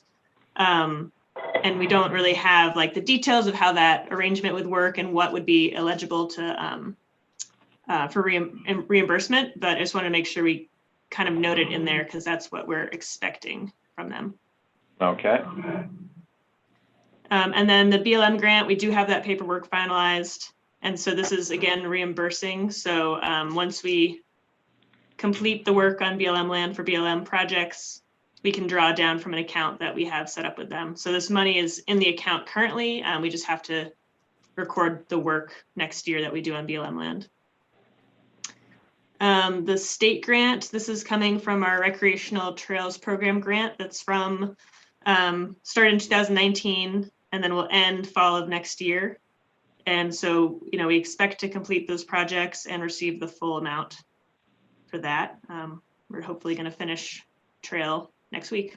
So, and then donations. So this is a category where I tried to be pretty conservative just because COVID definitely impacted this year. So I think in the past, you know, it's all kind of lumped in for 2019 with some other stuff, but I think in the past it's been about 18,000 we've gotten between map sales and donations. But map sales are probably on a downward trend just because there's more and more apps that people are using for mountain biking versus buying our paper maps. And then donations, we get a lot of donations from events, and those didn't happen this year. And so, you know, we'll see if we might make more next year, but just wanted to not overestimate. Did we ever get your working for donations? Yep. Yeah, we've gotten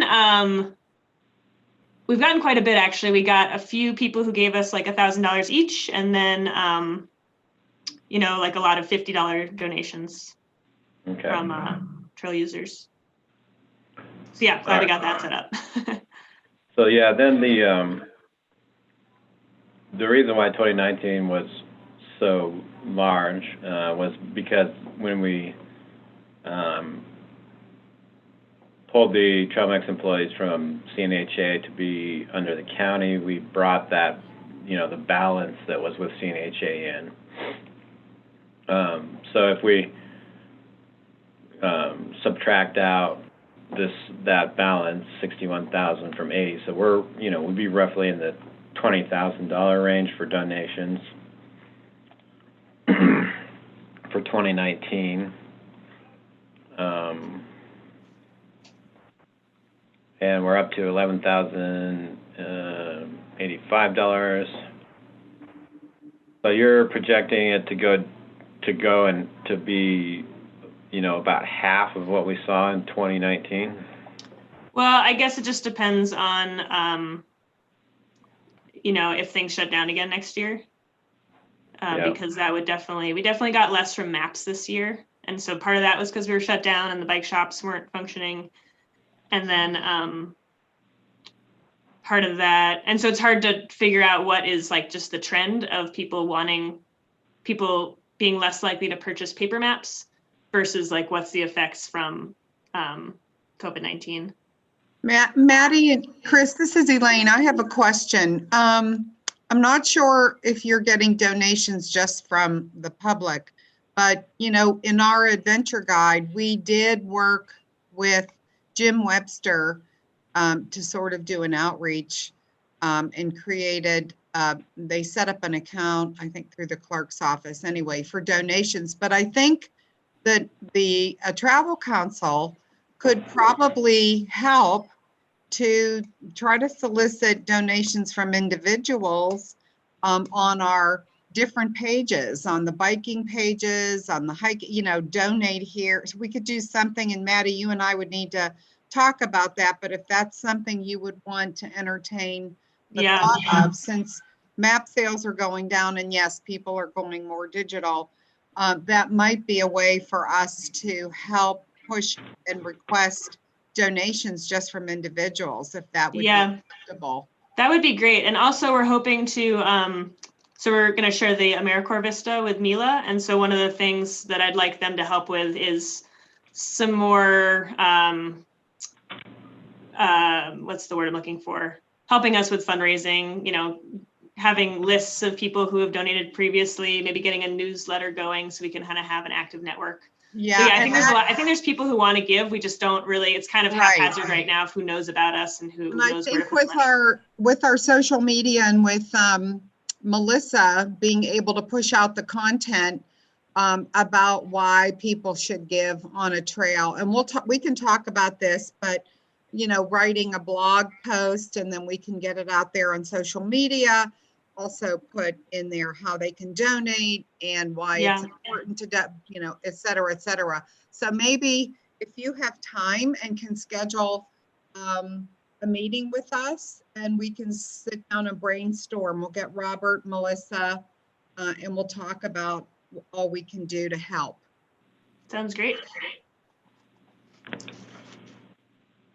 Okay, and then, I mean, we closed down this year, we're already over 10,000. I think at least 15 would be more realistic.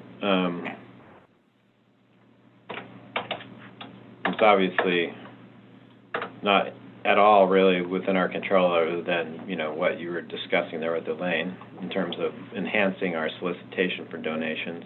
Mm-hmm. But, you know, yeah, we've just pulled in a little over 2,000 in private donations so far, so that's good. And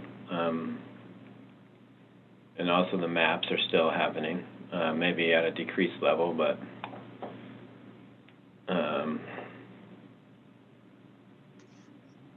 okay. So then expense reimbursement. I guess. Do you remember why we budgeted? What was the 33.6 that we budgeted for this year? Do you remember, Maddie? So I think that was for the city to do with the UORG grant and the city. We probably put it in there, but we're not closing that grant out until next year. So yeah, so we decided to move that into the Moab City ILA, right? Yeah.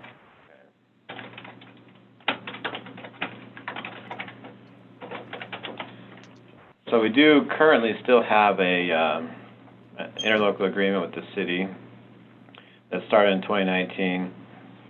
A one-time $15,000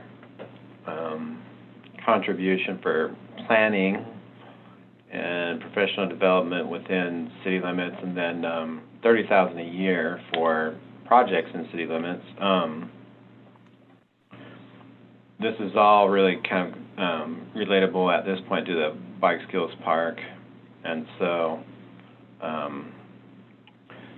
the $78,000 budgeted in 2021 is just for that UORG grant. Mm-hmm.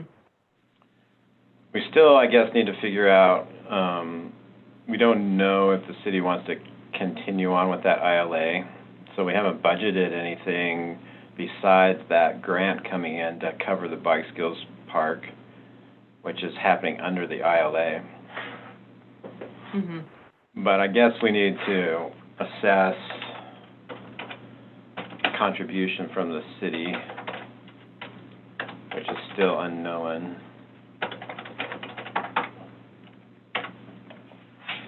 So that's something we'll have to come back and maybe tweak if that's going to continue on. Mm-hmm. All right.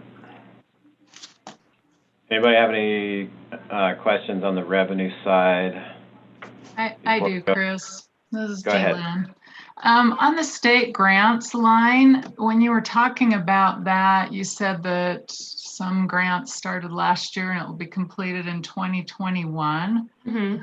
So is that 40,000 that's in the 2021 budget, is that total? I guess I'm trying to figure out if you have a $40,000 grant in 2019 and you spend 20,000 and then in 2021 you only have 20,000 left. Do you just carry over as revenue what's left in the grant? Help me understand that line. And Chris, help me if I'm not explaining it right. So with this grant, it's basically covering labor expenses for projects that we're going to do anyway, essentially. And so it's very few materials, and it's mostly just covering salaries and labor for working on a project that's reimbursable. So when, I guess I think Jalen's asking when does this 40,000 start? Or when did it start? When did it start? So it started technically in October 2019. And so that's when. Have we drawn off of it yet? Well, so we've been working on the projects with our field staff that have their budget under like the salary column. But I mean, have we requested reimbursement and received it yet? For the 40,000, no. Okay. Yeah. So we can't request it until we've. Sorry, go on. But this 18.7 that we got in 2019 is a different one? Yeah, so that's what's a little confusing because we have basically if we're lucky, we get a state grant every year. And they're all 2 years roughly. And then we close so that we end up closing each 2-year grant out every year. And so all of those numbers are like unrelated to each other, if that makes sense. So those are from other grants. But to Jalen's point, so we've got the 40,000, which is probably going to be reimbursed next year. Yeah. But we so far appear to have money left from the 18.7 that if, and so I guess the question is, how much of that will we seek reimbursement for this year, and what will be left over to plug into next year's balance? For 2019, that reimbursement of the $18,000, so that was from work completed in 2017, 18, and 19. And then that's when we requested reimbursement for that labor. Okay, so then the 13,950. So that's the same thing. So we started that project in 2018. So which was maintenance, right? So we're always doing maintenance, and so some of those projects were covered under a grant, and then we completed our obligation. So we have to complete all the projects, and then we also have to show that we, spent it in either our labor or volunteer hours, and then we can request the reimbursement. So is that done then? I guess the question basically is, there's the 40,000 next year, we know that, but is anything else rolling over? No. So it's just that one. Okay. So basically, like all those numbers, they're not they're closed out grants. So we've already done the work with our staff or volunteers, and then we request the reimbursement, and so that in theory is like offsetting the salaries. Yeah. For that year, yeah. Okay. Does that make sense? It does, yeah. I'm just, trying to, so the 40,000 is what we have to work with next year, and that's it. Yeah, and so that's project is, there's a lot of things on those grants, but primarily it's for Falcon Flow Trail, which we completed this spring, and 2 other trails that we're completing either this fall or next spring. So, it kind of covers a lot of our field work expenses, and then we just like record if any of the projects are on grant, and then we request the reimbursement when everything's finished. Okay. All right. Any other questions? Also, one thing to note on the grants, I don't know if this matters at all, but I guess just so you guys know that technically the grants only reimburse 50% of our expenses, but we get, we're able to get enough volunteers that we can basically get reimbursed 100% for all of our expenses, because we're able to show that we had, 1,500 volunteer hours or things like that, and that counts for cash. Okay. All right, everybody ready to go to the expense side?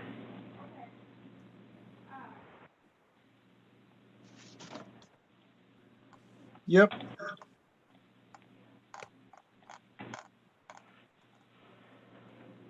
Okay. I think, let's see, public notices would typically only be used, for noticing job vacancies, which I think we decided to move to the personnel services budget for the most part anyway. Mm-hmm. But it could be used, if you did any kind of open house on a plan or something like that, but you're not expecting anything like that. Well, we will be working on the non-motorized master plan, but I don't know if we'll be at open house level by next year. Okay. We could budget for it just in case, but I feel like it's going to be a pretty long process. Yeah, it'd just be like if you wanted to advertise anything, that's where you'd want to put it. Yeah. Yeah, I suspect we'll probably not be doing at the level of having presenting a plan with an open house until 2022. But we could potentially budget a little bit, and then we have the option if we get there. Well, maybe, yeah, a little bit. Then travel, this is, I guess, where we would charge per diem, or should pay. And let's see, I'm not sure. I assume that there was per diem, maybe per diems coming out of the salary line item. I don't know. Oh, you're on the that's public notices. Oh, sorry. Yeah. 772. Okay, I see. Nothing this year, I guess, so far. Nope, everything canceled. But you are bumping it up quite a bit. Yeah. So you want to explain that? Yeah. Well, and actually, we might want to move that over to the city now that I'm thinking about it, because it is like organizational development for trainings. But in the past, I believe we mostly attributed it to the city account. And then also for this year, most of that was going to be for our summer season, and that didn't happen. So well, not to get too into the weeds, but I guess basically we've used it a little bit differently in the past. And this year, I guess, because the city, we haven't closed out that grant or completed the project that's tied to it. I guess I was sort of leaving the city category alone, but we could put that into the city ILA as it would qualify, I believe, as an expense. And assuming that they would continue on with that ILA. I don't even know if they budgeted for it or not. Yeah. I kind of doubt it.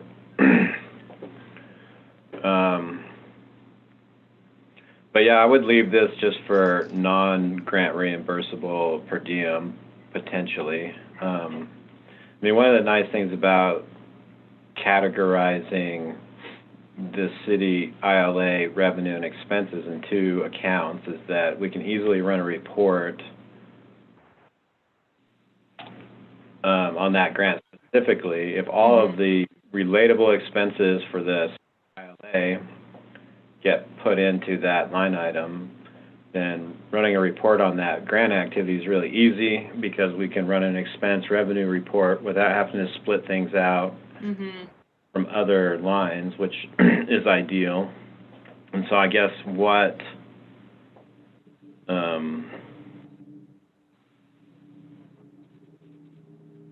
component of this then equals the city portion?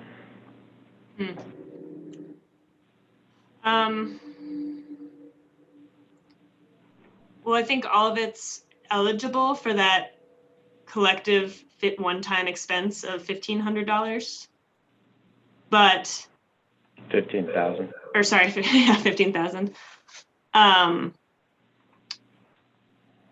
But I think that we had talked about how there's some costs that are for project development that could kind of go into either category with them. And so I don't know if we'll have enough left in that $1,500 fund to cover that full cost. Well, let's look at it from the direction of like, how much do you think you need for per diem? Per diem. You know, camping per diem or whatever. Yeah. Probably, so the $2,500 we talked about from the Forest Service, which I don't know if we ended up putting that in there as a lump. Oh, we did, yeah. So under reimbursable expenses 3. So I'm actually hoping that will cover our camping, because we don't often camp except for Forest Service projects, because those are usually harder to get to than the BLM projects. All right. And so well, let's make some notes about what we kind of did, just to explain to the board, since the grants are kind of change a lot, and I didn't want to have to create a new expense account for every single grant that comes and goes. We made these reimbursable expenses, which are all relatable to grants, but we kind of have to assign which grant we're using in the present to them. And so for this number 3, which grant was this one? So number 3 is the Forest Service agreement for 2021. And then number 2? Number 2 is our RTP grant from 2020 to 2022. And so that would just be for non-salary related, right? Yeah.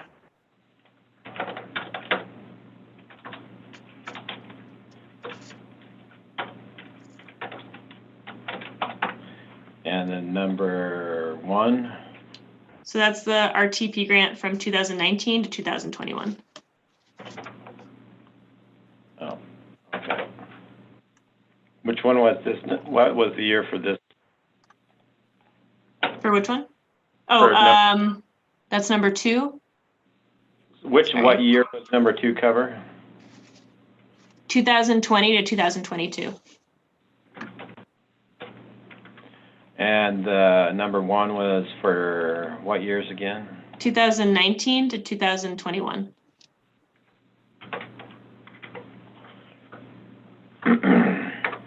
All right.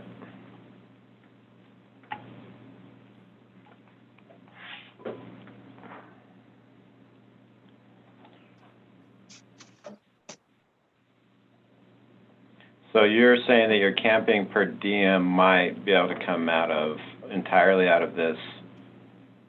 Yeah, so what I have marked for travel would be for conferences and trainings, and nothing budgeted for per diem, and then per diem for the summer season would hopefully be covered in that Forest Service agreement.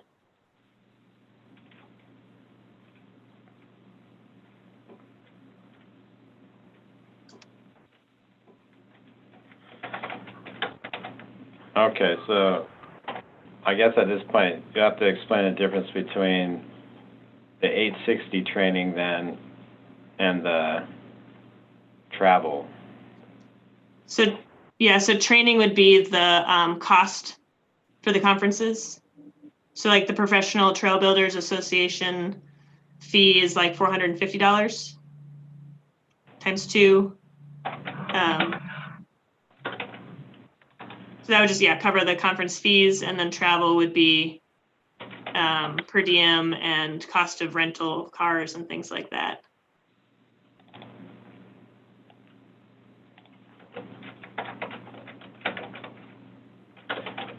But you're thinking if the city ILA continues, that all of that is relatable to the ILA? Actually, that's tied to the one-time 1,500. Yeah. Oh, okay. Which I think I just have some questions to the city about what they consider eligible, not necessarily for funds related to like travel, but more related to project development, because we we basically spent a lot of time trying to figure out how they wanted us to spend the money. And I'm not sure if we're going to charge that to specific project costs or to more general planning, if that makes sense. Okay. All right. Y'all can see how complicated budgets are when you start throwing grants in.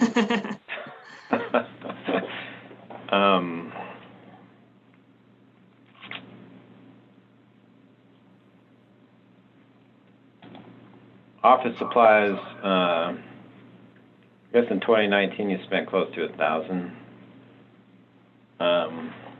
This year, not much. Yeah. So 1,000's probably, I guess. We don't, this is a relatively new fund, new operation. We don't have a lot of historical, we're still shaking everything out because we just started in 2019. Mm-hmm.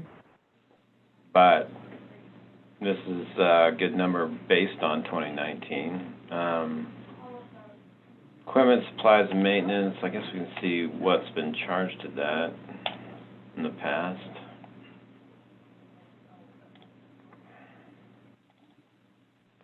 Might have potentially split out. I won't bring anything out.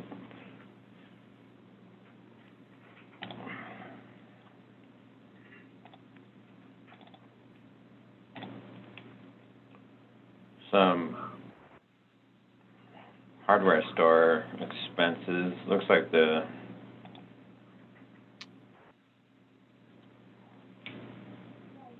so I don't know, it's just some lumber or whatever, I don't know what it was, some hardware store expenses. You don't, I don't know, it just seems like maybe a miscellaneous, has been used as miscellaneous, so you don't have anything there.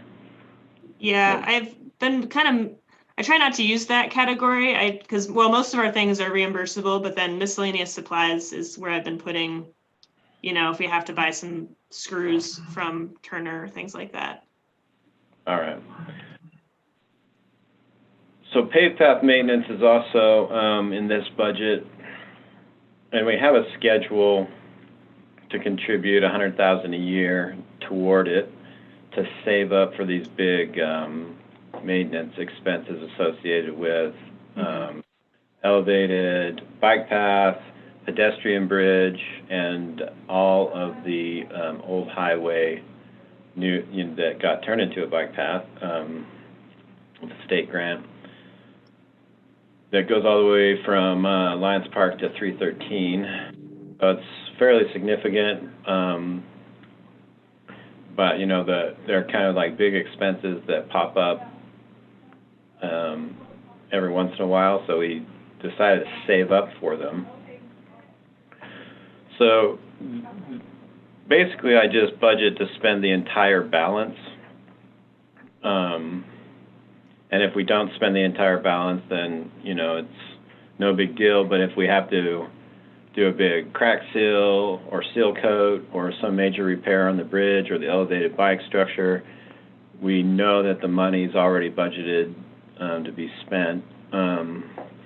So the way that the balance is calculated is that, we've got our opening balance that we track, and then we have the expenses, which are subtracted from that, and then you add in the $100,000 contribution that we generally budget also, which comes from the transportation tax. And then the balance, the sum of all that, revenue and expense, gets carried over. I haven't done the calculation yet. And I usually wait because, we've got 7,717 so far spent. And if we spend more, then that will have to kind of affect that. So kind of wait to the last minute before we have to present the tentative budget to try to estimate what the balance is going to be. And then the revenue side of this, besides the 100,000 contribution that we keep adding in, which we use a maintenance schedule to calculate, this is a draw from the fund balance of this fund, that other non-$100,000 contribution part. So that's how that all balances out. And we just budget to have it on hand if we need it. So So that's how that part works. So fuel, Maddie, spent 1,157 in 2019, so you're almost doubling the budget based on the 2019 actuals. Mm-hmm. Yeah, and the reason for that is because I was looking at our year-to-date actuals, and it's only $600. And so I realized that it's because we've been coding, we've had a lot of employees who are driving separately to the work site, and that's being coded not as fuel, but as mileage reimbursement to the, I guess it's the fund that we can get reimbursed from the CARES Act. And so I asked Renee for that number, and it's about 1,200 so far this year. And of course, we haven't been, we were shut down for quite a while, and then we have fewer staff in the summertime. Yeah. Chris Coffin, do you think that that's going to be eligible expense for CARES Act money? Yeah, I think it's a reasonable one. I think we've got a good reason to say that it was necessary to keep employees separated on their way to the work site. So, yeah, it's one that I have in the spreadsheet. I'm assuming it's going to get covered. So I guess the point, though, in this line item is that's not where it should be coded. It should be coded into travel. Oh, okay. Mileage reimbursements aren't fuel. Gotcha. Okay. This is a line item that's just strictly for fuel. Gotcha. So are you saying we need to pull 1,200 out of this and put up in travel? If that's your... I would say at least, because we're not through the season yet. Oh, okay. Because we have all of November as well. So I would say, yeah, 1,500 into travel. And then for fuel, I mean, yeah, I guess it'll be somewhere between 2019 and 2020. Which is about 1,000, I guess. Yeah.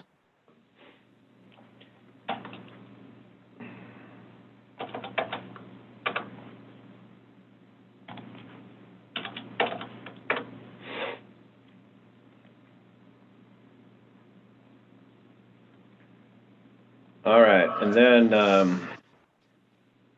for professional and technical, this is where the budget, so originally the council had approved $200,000 to be spent on the initial investigations and design for the Spanish Valley Trail. And so this is kind of, dedicated money for that project specifically.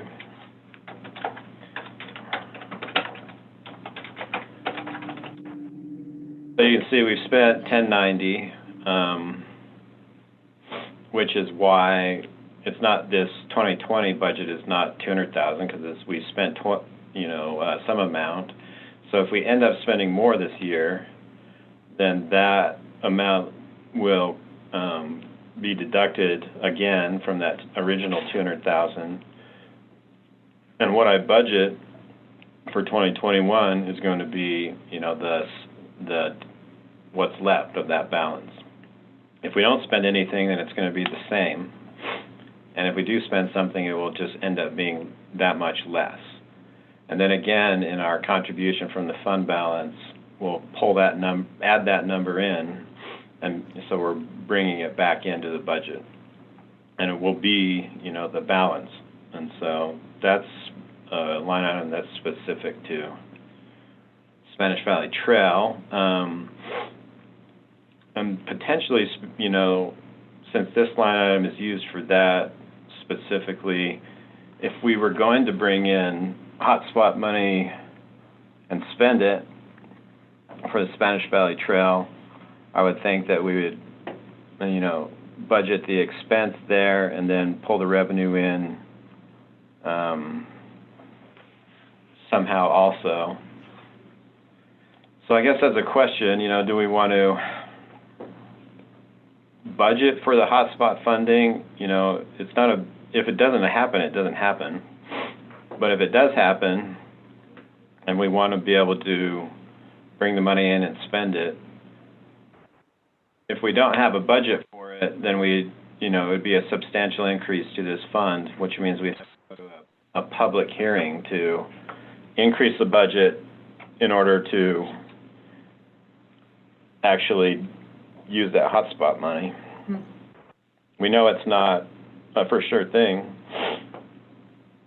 I think Mila said 2 million was what they were talking about. What have you heard, Maddie? Have you tracked that at all? No.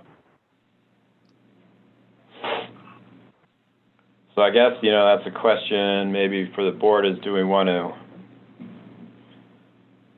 create a hypothetical budget for the hotspot funding, or go through the process to amend the budget with public hearings next year if it happens?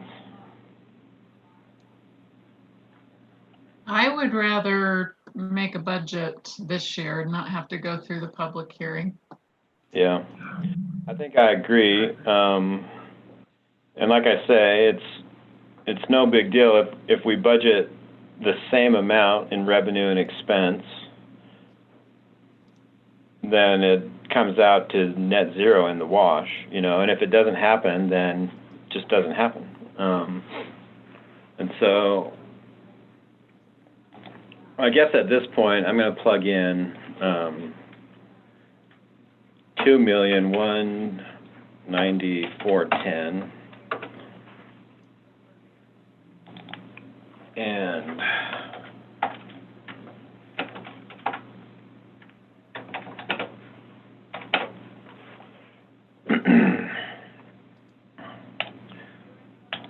save that, go back up to our revenue and see. I guess for now I'll, well, is hotspot state funding? It is, isn't it? Yes. Okay, so. UDOT. But my impression, Chris, is that this is going to be the city. They are the drivers of not the drivers, but they are the custodians of the project. So I am assuming that any money awarded for this project will go to the city and then to us for that project. I don't think UDOT's going to want to contract with entities. Yeah, I think that we're past that. But even if we get it, doesn't matter who we get it from, we still have to budget for it. Right. And it's, originating with the state. So good as place as any to put it, I guess, don't you think? Yeah, I agree. So for now, yeah, I mean, if we do get it, probably be a good idea actually to make its own line item, but I don't want to do that unless we really get it. So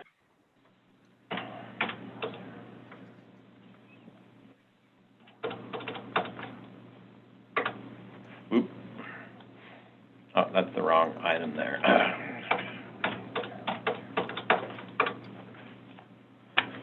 So then we've added in the 2 million on the revenue side and the expense side for hotspot.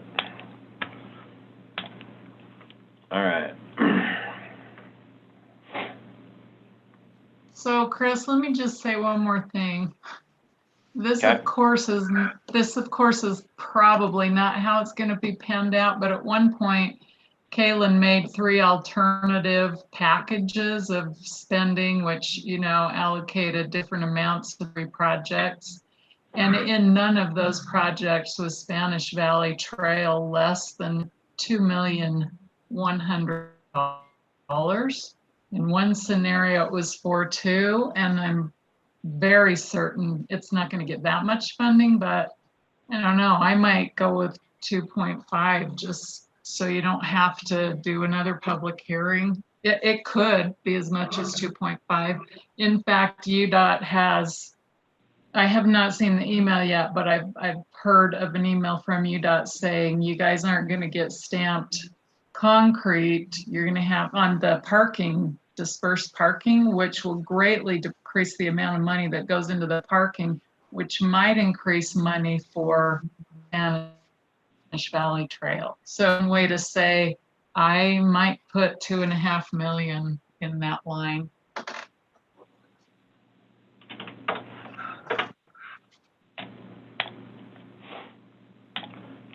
Yeah, I guess it doesn't really matter. Yeah, if we spend it, we spend it, and if we don't, no harm.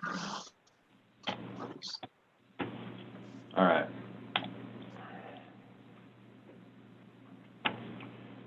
And then we're still going to continue on with this administrative fee. And again, just to remind everybody, that's for reimbursement to the general fund for HR, payroll, and the other services, like mine, for instance, right now. I mean, I didn't calculate that, but the general fund does support this fund administratively.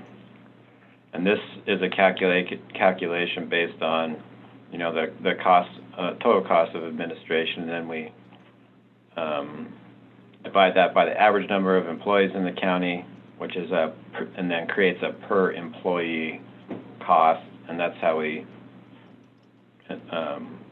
figured out this number. So we'll just carry on with that. We haven't revised it, but it's helpful for the general fund to get reimbursed from other funds for those kinds of things. Cell phone allowance is the same for Maddie and Tyson. And then miscellaneous supplies. I guess, Maddie, you're going off kind of like 2019 numbers for this one. Yeah. Yeah, and this is a category where I'm still we just don't have that much history to know, so yeah, kind of a ballpark. And so would this be for replacing signs and stuff, or? Yeah, like plywood, paint for marking trails, stuff that either the BLM doesn't have, or it would just be that it's just way simpler for us to go purchase ourselves. Like we save time by just being able to buy the material. All right. And then again, for like these, it gets a little confusing with this these grants sometimes, because the majority of the expense is going to be in salary and benefits. And so the amounts that we're budgeting here for these reimbursable expenses are just the, you know, invoiceable expenses related to the grant. But and so Maddie and I did talk about this Forest Service 25,000. The reality is that a lot of this is going to have to probably be moved up into the salary and benefits columns. But because we don't exactly know how much, and it's, depends on how much time we can get employees up there working on it. But this is, the max. And so the reality is that this number will probably need to, at some point, get moved up into salary and benefits, but only relative to the actuals of hours worked, Forest Service. So that's just an explanation for that. I mean, we know that we can expend that money, but it's likely going to be in salary and benefits. We just don't know how much yet. And so this gives me the ability as budget officer to, to expend that money, not knowing exactly how it's going to be expended. But we know that it's covered by the grant. Does that make sense to everybody? So with Hey, sorry to interrupt real quick. I just have to take off. Just wanted to say so. Have a good day, everyone. All right. Thanks, Gabriel. Thanks. Okay. So now moving back into this complicated one with the city ILA expense side.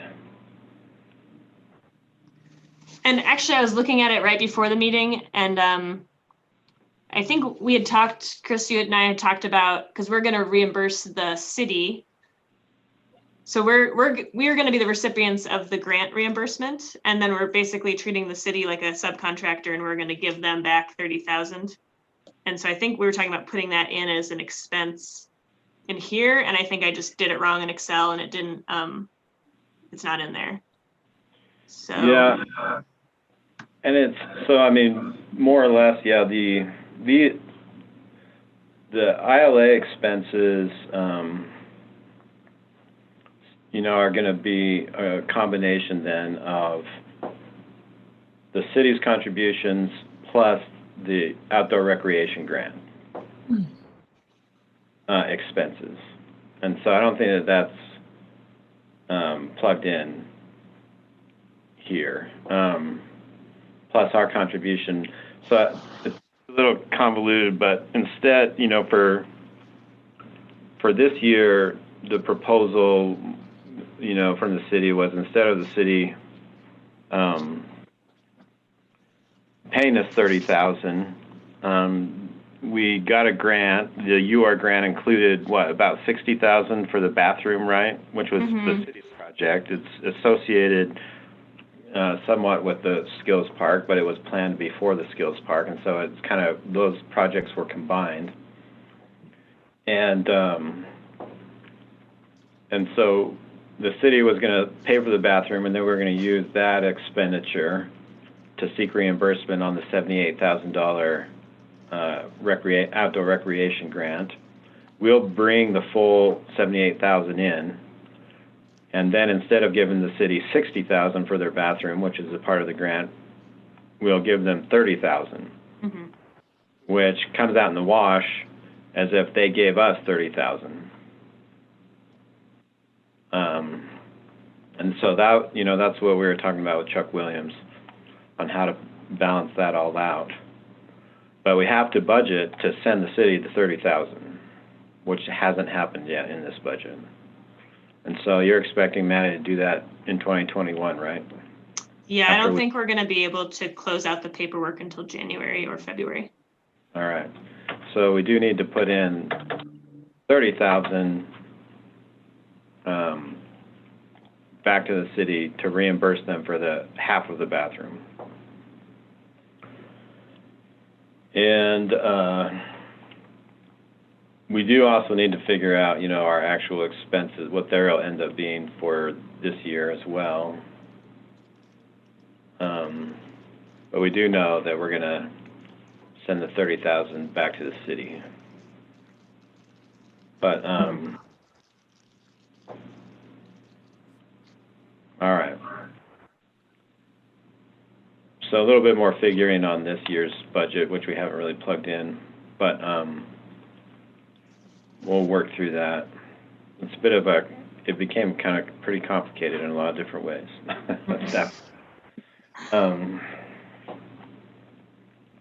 then inventory, Maddie, this would be like for your tools and tools. You know, we just moved into our office last week, so I imagine we will need some furniture. Yeah.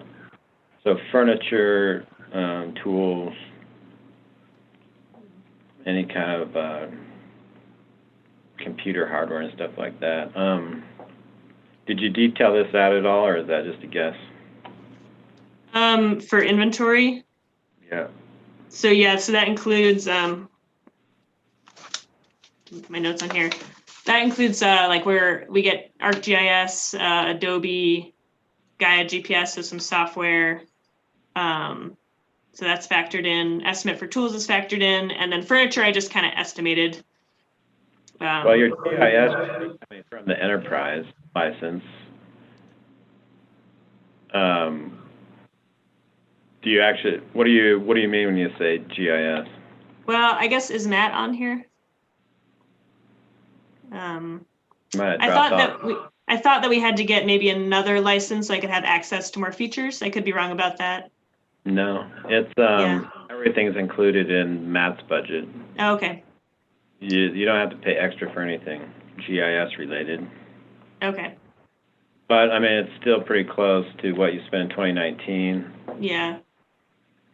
And I know that the Adobe suite, it's like $900, and then the Gaia GPS that we use in the field is like $300 for me and Tyson.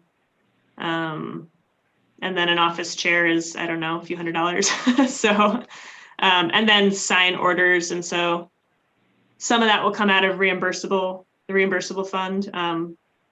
But some of that might fall into inventory if it's not a listed grant project for our sign order.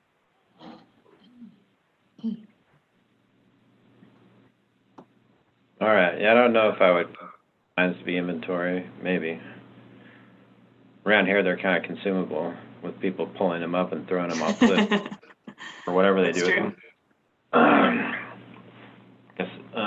The training we talked about. So this is the cost for conferences. Did you tally this up? Do you know like how this?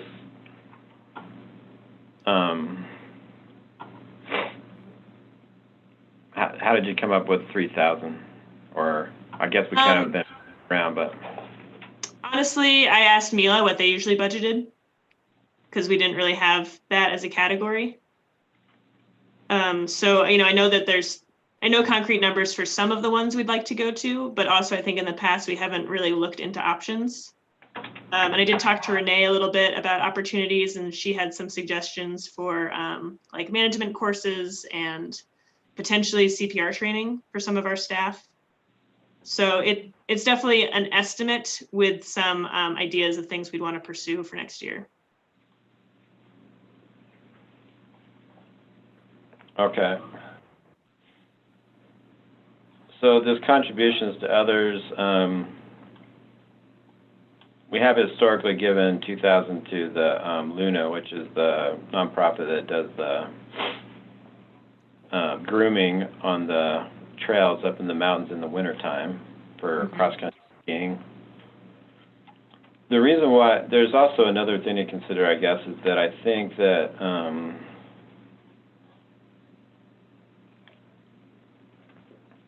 the 1,066 above the 2,000 in 2019 was us paying, there were some donations that came in for motorized trails that got sent to Cliff Kuntz, I think, during some event. I think it was the Sand Flats Slick Rock 50th, maybe? So, yeah, I think I need to touch base with Cliff because now they're an official county committee also. And I think they also have a donation capabilities, or they're wanting it. So,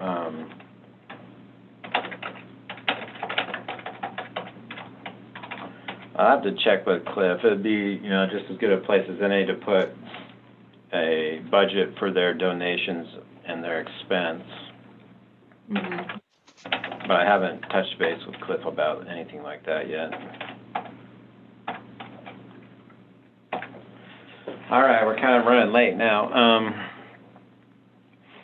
Anybody have any questions on the Parks, Trails, and Recreation Fund budget?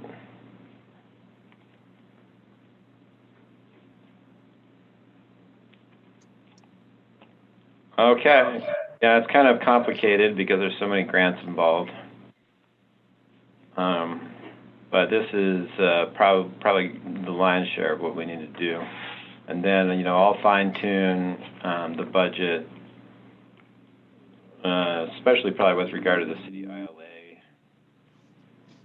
and, you know, getting everything sorted out. But actually, one more thing I want to add, because I caught the end of Mila's presentation, but I didn't budget for vistas, and we're sharing one, and so I might need to put half of the cost of that vista in here, which I totally forgot about. Oh yeah, that's right. So that's a good catch, I guess. I don't know if we have a line item that's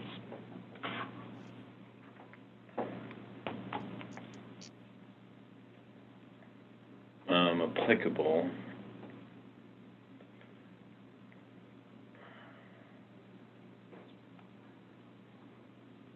Probably should create one if you, I mean, do you expect to probably go for a vista on a regular basis?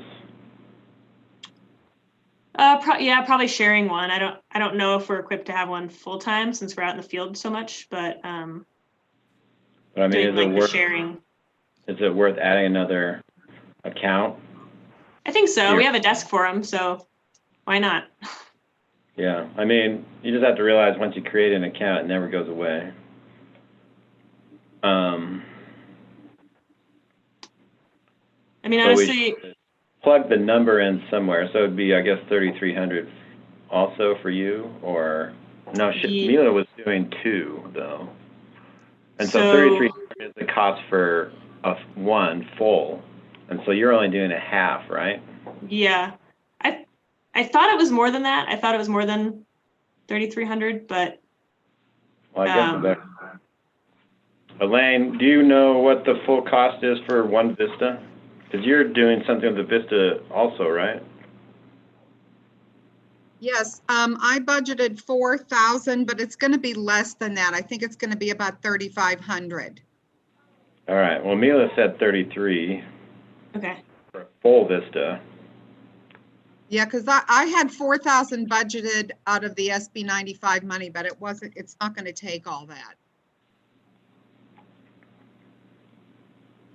All right. Well, I'm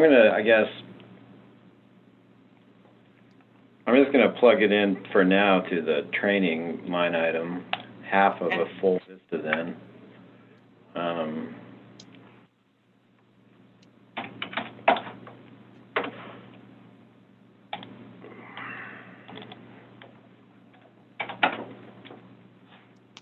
And then probably make a new line item and move that into it. And then one other thing, well, 2 things I want to note, I guess. One is that in this document, I haven't budgeted anything for summer part-time staff because as far as I know, we're going to get that 25,000 to cover that. So if we, for some reason, we can't set up an agreement with the Forest Service, we will not have summer field staff, which, I'm just hoping that doesn't happen. All right. So yeah, like I said,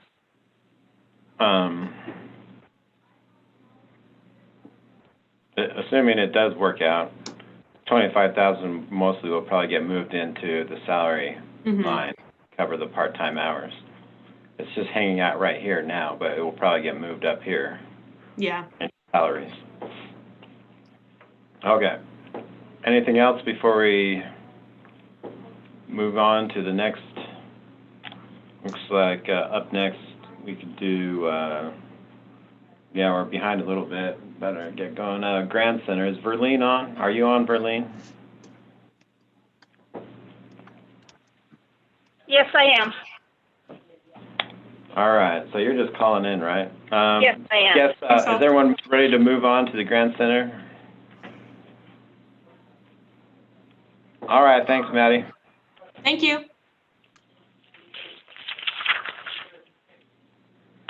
So let's go up to general fund again. Grant Center is split out between 2 different departments, probably unnecessarily, but that's just how it's always been.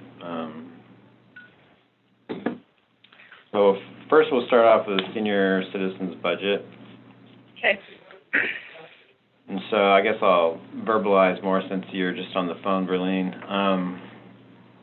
Starting off with travel, you got 1,200 requested and spent about 1,017 in 2019, roughly the same in 2018.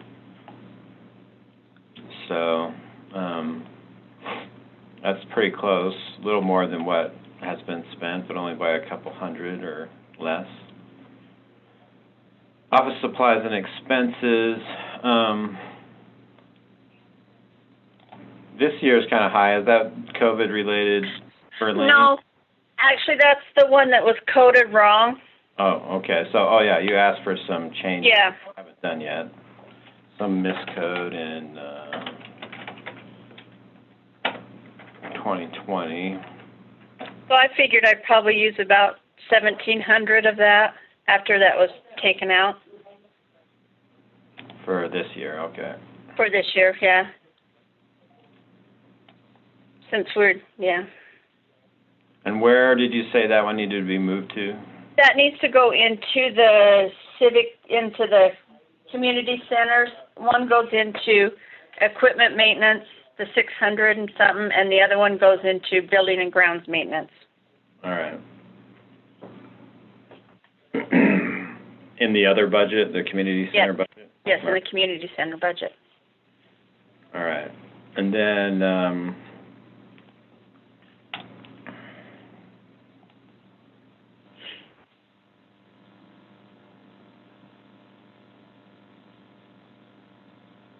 in 2016 for office expenses and supplies, so you're requesting 2,500. I mean, we did go over 2,500 in 2016, but since then we've been under that. 2,200 in 2017, 2,150 in 2018, and then down to 1,975 in 2019. So it's actually trending down, those expenses are. You expect them to start going back up? I don't know. We can take it down further. I mean, most of it is internet and phone, and then a few office supplies. Yeah. Well, I think 2,200 would probably cover it, unless something weird happens.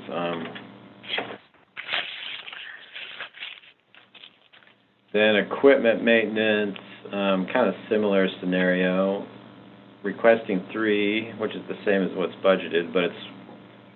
And that, well, that just depends, too. I mean, we have the older buses, but we have, right now we're using, all 4 of our home delivered.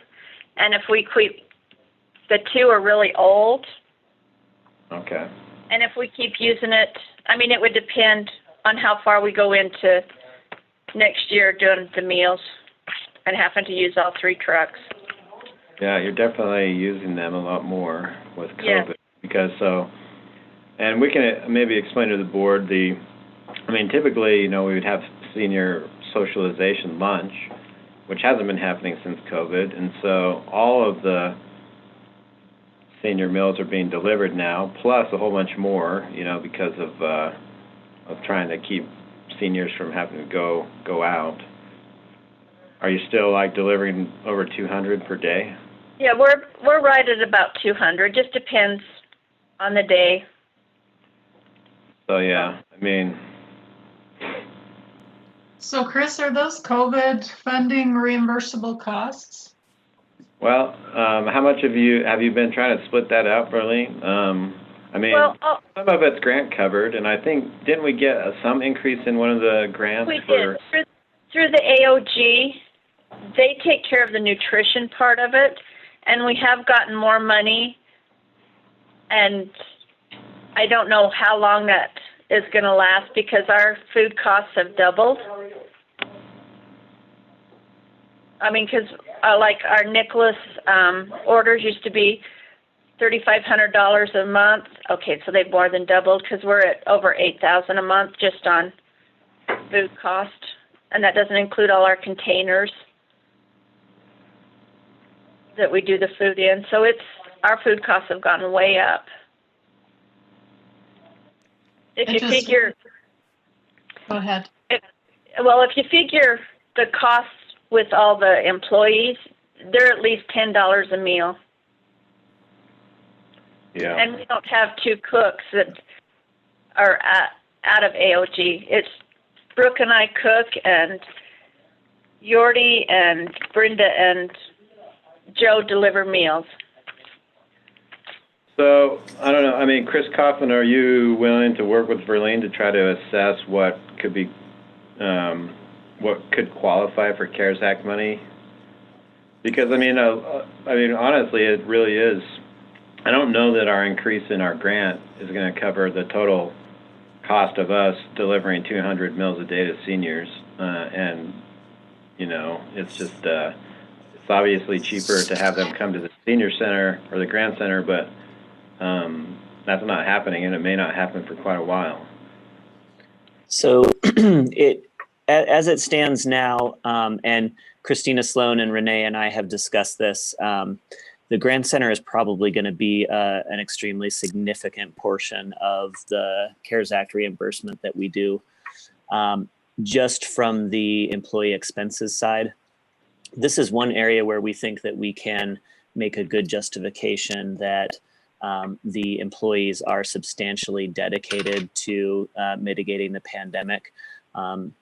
Basically, you can look at it this way, that if they weren't, shifting all of their efforts towards the food program, that the Grand Center wouldn't really have any function, and we could have furloughed everybody and shut it down, basically. But instead, we've repurposed it towards, helping seniors stay at home. And so it's quite likely that everyone's salaries for the entire eligibility period of the CARES Act funding will be in our request. I have not looked at the food cost yet, and that's something, if we overrun our grant funding for that, we can certainly include that as well. But I haven't looked at that yet because we knew that there was grant funding for it. But that would be great to add in more if we had those kind of expenses. And then I think we also took out whatever grant funding covers part of Yordi's salary, I think, maybe. Yes. So that's where it stands now, that it'll be a very significant portion of our reimbursement as things currently stand. And didn't they axe Yordi's 8,000 or whatever it was? Yes, they did. So when did that become effective? That was effective July 1st. So yeah, I mean, Yordi, so this state fiscal year, we lost that. I couldn't really interpret from their letter why they did that. They lost some different funding that was VA, and so they laid that person off that was doing it, and they went back to just having a full-time IL person. So they felt they didn't need her anymore. What does IL mean? Independent living. Okay. So anyway, we lost 8,000. That was covering part of Yordi's salary, which is a bummer. But anyway, that's something to consider also for July on, is that there is no reimbursement for her salary to be factored in.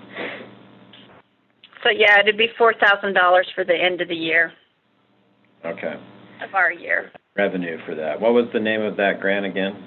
It wasn't really. It's more of a contract. It was just active reentry. Oh, okay. Active reentry. All right. She does do the ombudsman grant, and that was renewed, and it's $4,000 a year. All right. But that one was renewed. Okay, anyway, moving on. So 3,000 seems appropriate given the wear and tear we're putting on the vehicles for equipment maintenance. Building grounds and maintenance appears to be about the same. Yeah. Relative to expenses in the past, 15.5.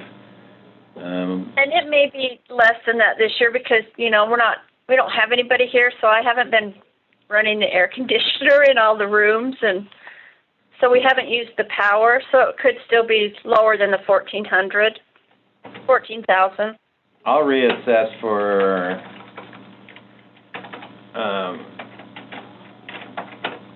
for 2020. Yeah. And then you added about 600 over 2019 for any increase, which probably will happen. So that looks okay, because we went up about 700 between 2018 and 2019, and so that's justifiable. Fuel is close to what you were spending before COVID. It was, and I just rounded it up to 1,000, just in case we have to. So that's for that's for this year, just in case we have to. But you're driving a lot, so how come it's down? Well, is that different? Is that going to different? Yes, that's different. This fuel is for the bus that we drive, pick everybody up around town and bring them to lunch and take them grocery shopping. So we haven't been using it. And so this 2,500 is assuming that that starts happening again Yes, next year sometime. yes, hopefully. Okay, well, we don't know, but I know. yeah. And then special department supplies, it looks about in line with Yeah. probably the average in the past.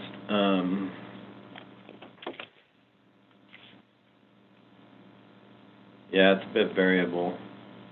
1,700 in 2018 and then 1,200 in 2019, so 1,500 is kind of right in the middle of that. Miscellaneous services, what do you charge to this? I charge the advertising in the, is it the Star? It's in the Sun Times. They do it every other month for seniors. Okay. So I advertise there. And then no inventory for this budget. Not that I can think of. Okay, a little bit for training. Yeah. And then our contribution to ALG or the... Yeah, for the nutrition. Yeah. And this is based on... Yeah. Well, we contribute $89,000 to it, and then the other, we have to do a matching for the grant, which is $4,434, which I never added that extra $500 in there, so I put it in there this year for next year. How come we only have 55 in 2019? 55,000. I have no idea. Because they should have drawn it all. Yeah, I don't know. And we've only paid 22,000 in 2020. Yeah. Maybe it's getting miscoded, that expense. I don't know. Maybe. Yeah, because they should have taken it all. I'll check in on that. Might have been miscoded in the past, which we should correct moving forward.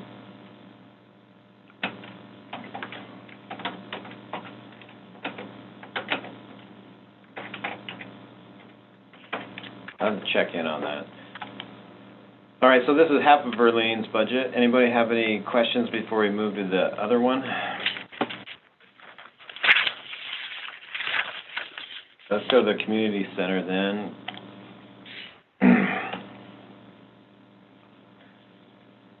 All right, 1,000 for office supplies looks in line with the past actuals. Equipment maintenance looks to be in line with the non-COVID year, maybe even a little less.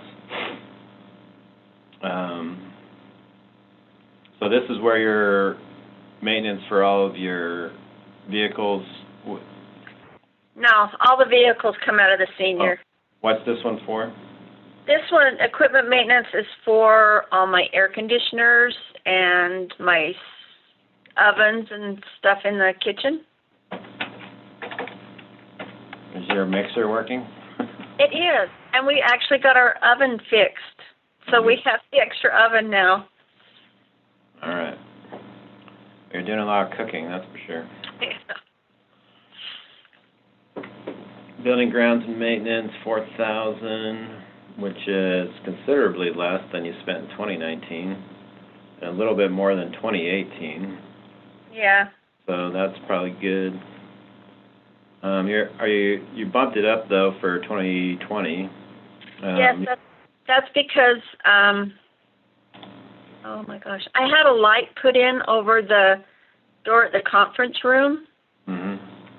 Because that's really dangerous, and I had done it before COVID, and so he finally got because the quilting ladies were complaining about it, and it came after COVID, but I had him go ahead and fix it. And then I have a little water leak, so I had the road department bring me some dirt to fix it, so it'll have to be fixed. So I'll be over. All right. Utilities have, so There were 15,000 in 2016, and they dropped to 14 in 2017, 14.3 in 2018, then down. So they're actually trending down, these utilities. I know, and I mean, I know like on the senior center part of it, because we split it, the senior center has the recycling on it, and this one doesn't. But everything else is split. This one has the DINCO, which is our fire alarm. So. All right. So anyway, I think that might be a little high. Okay. I'd probably bump it down to like 14.5.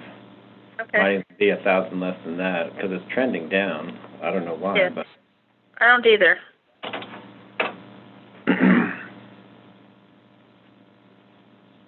Special department supplies is rough, maybe a little more than.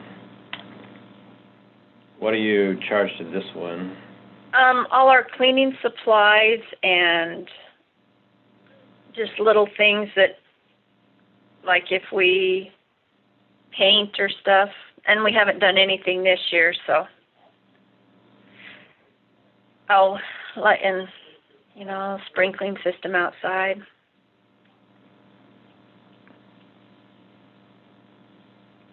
All right, well, 4,500 would cover any past. Your average quite a bit lower than that. 44.97 is the most you've spent in the last 5 years. Yeah, I mean, sometimes it just depends on how busy we are to how much we clean up after people too, so. All right, well, I think, though, that we could probably maybe pull that down by 500. Okay. And then no inventory for this one for next year? No, not unless something happens. All right. You have a note in here about the roof. Yeah, and it's supposed to be the south side of the building. It's bad. And I know Sean talked to you about it too. And it hasn't leaked this year, but then it hasn't rained, so. Yeah, even though I need to move this to capital projects, what do you think we need to budget to fix the roof? Because we have budgeted the last couple of years, and we moved it out of your budget and then put it over into the MIC roof budget. Yeah. So we've been deferring this repair for a couple of years at least. Sean said about $30,000.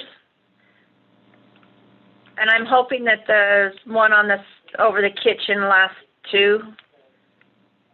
As long as we don't have bad winters over the kitchen, it's okay, because if we have icicles and stuff, it pokes holes in the roof. But the south one, the windows do the reflection of the sun, and it just cooks that roof over there. All right. Well, all right, so I'm going to add that. Well, I'm going to put it in here for now, but we'll have to move this to the Fund 34 capital. Okay. Project. All right, anybody have any questions for Verlene? For either of her budgets? I would just say, Verlene, this is Chris Kaufman. I'll be definitely getting with you in the next several weeks, hopefully, to see what we can add on to the CARES funding request. So we'll get together on that. All right. All right, thank you, Verlene. Thank you. All right, so now we're on to Old Spanish Trail Arena, which I think is our last one. So we already covered the IT budget. Is Angie or Steve on? Angie's jumping on right now. It should just be a second. All right, so Angie says she's going to join here pretty soon. Chris, it's Renee. I have a really quick question. Go ahead. As I'm moving through all these positions for the budget from the worksheet you sent me, I just want to know how I should do the ones that we budgeted for in 2020 got approved, but we put on the hiring freeze. Should I leave them in there as vacant or should we re-propose them for 2021? Just put them in as vacant. Okay. Because they're approved. You know, the They hiring were, freeze yep. is for this year. Yep. And so unless we've already been projecting a pretty good rebound from COVID. And so unless that changes, I mean, if we shut down again, we're gonna have to totally redo the whole budget again. Sure, So, yeah, absolutely. we're budgeting assuming that we're not gonna get shut down again. And if that happens, then I have to do a whole nother ginormous budget amendment. Mm-hmm. And so Yeah. it's not practical to budget to get shut down again at this point. I'll only do it if I have to. Okay, so I will just leave them as vacant and we can kind of go from there. I'll maybe note them Okay. as being part of the hiring freeze. All right. Okay, thank you. Thanks. All right, have we got Angie on yet? Steve and Angie. Yes, we're here. All right. How you doing? Good. That little bit that was happening when we first logged on, did we miss something important? No. Okay. Can you see the screen and everything? The budget screen? Yeah. Yes. We're Okay. just trying to get it a bit bigger. Okay. All right, here we go on the Old Spanish Trail Arena budget. You got 120 for subscriptions and memberships, but we've never really charged anything to that. Are you going to add something that you haven't? We normally do. It's what it is. It's a CDL license for Greg. So this is DL for Greg. Yeah, it's a medical for him. He does it every 2 years. And he does need it in 2021. I just have it in a different location on the budget. So you moved that out of something else and put it there? What's that? You moved it from somewhere else and put it there? Yeah. Or I don't know why that 120 was put there. Yeah, that's the medical. Yeah, it's actually it's in a different location. Is this, so do you want it there? It's in I have it under work supplies. Yeah, it doesn't much matter. I like to keep it there because it's part of his CDL, and when the actual CDL comes up for renewal in 5 years, it'll go in there again. So the question is, does it need to come out of something else then, if it's already budgeted somewhere else? I have it on. I currently have it in work crew supplies for $120. So yeah, take it out of work. When we get down there, we'll take that out. I'm just going to make a note right now. I don't calculate it. Yeah. Okay, so then advertising. So we discussed this, and Elaine can chime in on it also, but Elaine, do you feel like we could cover OSTA advertising from the travel council budget? Is Elaine still with us? Yeah, I think we can if I just know what it is, what the schedule is. I have But all I mean- that out. I could get it to you, Elaine. I mean, if we can use TRT money to advertise for the arena, it's better than using property tax money and sales tax money, which is how this budget's funded. Yeah, we would just have to have it so we could put it on the schedule, and then I can just insert it into, is it $1,000? Is that what that looks like? Yeah. Okay. I just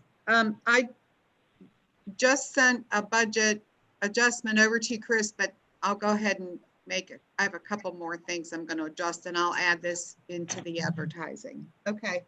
All right, so we're going to move this to the, and then Elaine can get you the expense code for that so that when you spend the money or if the travel, I don't know how you'll decide, but get the expense code from the travel council for it and then code the expenses to that instead. Yeah, and we'll send a copy of invoices or whatever just to justify it when we do that. Actually, if you just have the invoices come to me, then we can code them, scan them, you know, keep them.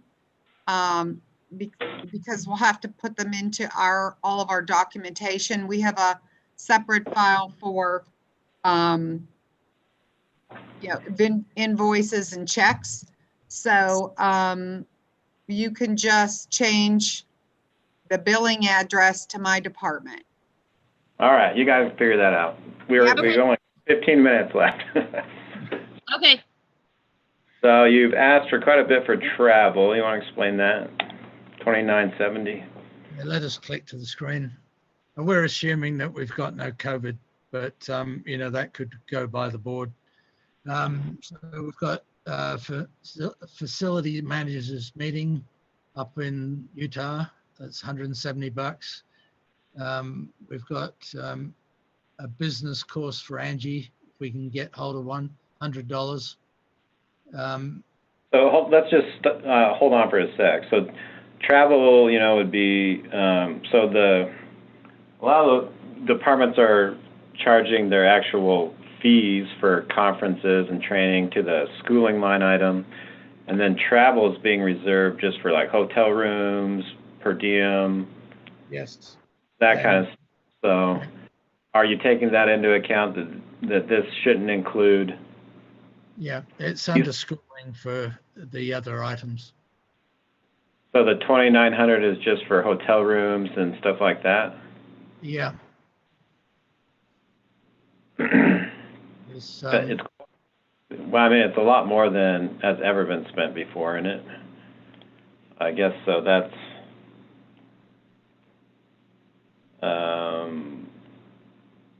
like you spent nothing in 2016, 1,080 in 2017, 485 in 2018, 600 in 2019, nothing this year, and then bouncing up to 2,970. It's just a big increase from anything that you've spent in the past. Yeah, we're catching up on training. Okay.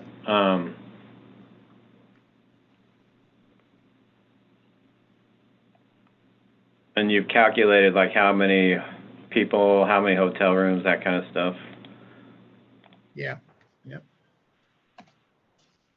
All right. And then office supplies and expenses then is also seems to be pretty high. Yeah. This what we've got in there is what we want to swap over to is a booking program for camping on the site, so we keep track of it.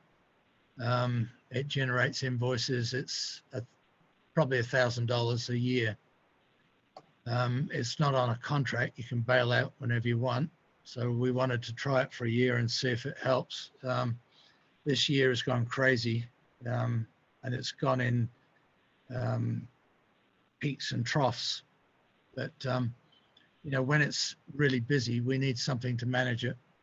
We're doing it on Excel spreadsheet at the moment, and it's sort of working, but it's increasing every year. The number of overnight horse trailers, excess camping from the RV parks. Yeah. So that that's 1,000 a year? Yes. Yeah, and it's done through the cloud system, and it will also track all events, and then I would be able to move everything over each year, so it's not double entry for me, and keeping like doing double files. I'll be able to move everything over each year, and it keeps track of everything, and it will also be able to do all of the to-do list for the guys here on what needs to be done based on what the events are asking for. All right. Well, that sounds all right. It's just that I wouldn't code it to office supplies and expense. You know, supplies are not things like that. It was a computer program, and we've got the other computer items on that office supply. Where would you put that, Chris? Most departments put, like, I mean, if they don't have a specific line item for it, they put it in professional and technical service. You know, like for instance, the software for recording and the software for counting, et cetera, in clerk and recorder and assessor's budget usually comes out of professional and technical. Yeah, we can put it in there. So I'll put 1,000 in that for booking software, but it still leaves you with more. So let's say that we go down to 6,082. That's still quite a bit more than your expenses in the past for that line item. So like, you know, in 2016, you were at 4,600, 2017, 3,800, and then 2018, 4,600, 2019 was 3,400. So you're still,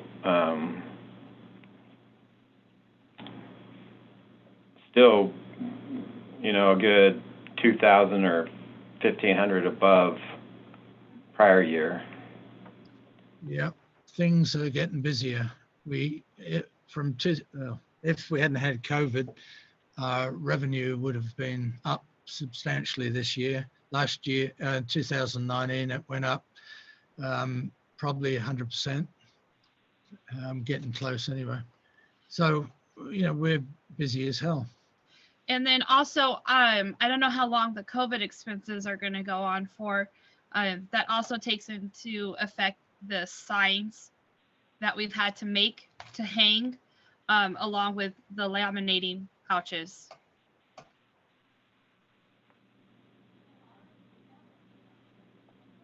That's not a COVID expense. No, it is. I just don't know if we're going to have COVID expenses next year. So I put it in.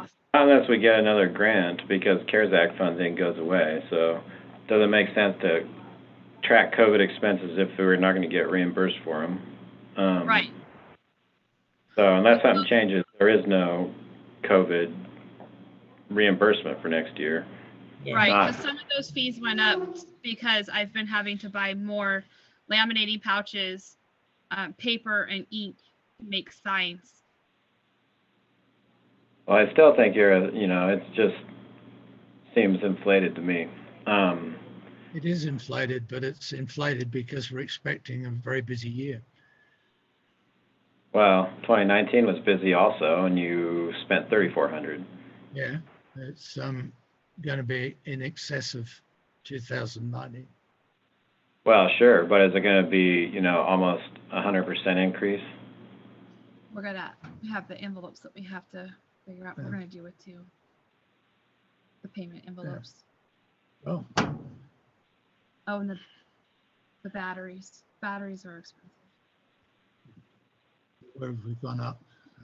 The batteries, the laminating pouches are expensive, and the payment envelopes. Yeah, so we're using more toner, we're using more envelopes. Miles. That's a lot of envelopes. I'm just going to flag it. I mean, when I get to the end of the general fund and get a bottom line, you know, if I have to, I'm going to have to go back to departments and ask everybody to reduce their budgets. This one seems to me running on the fat side, the request, in my opinion. But I'm just going to flag it for now, I guess.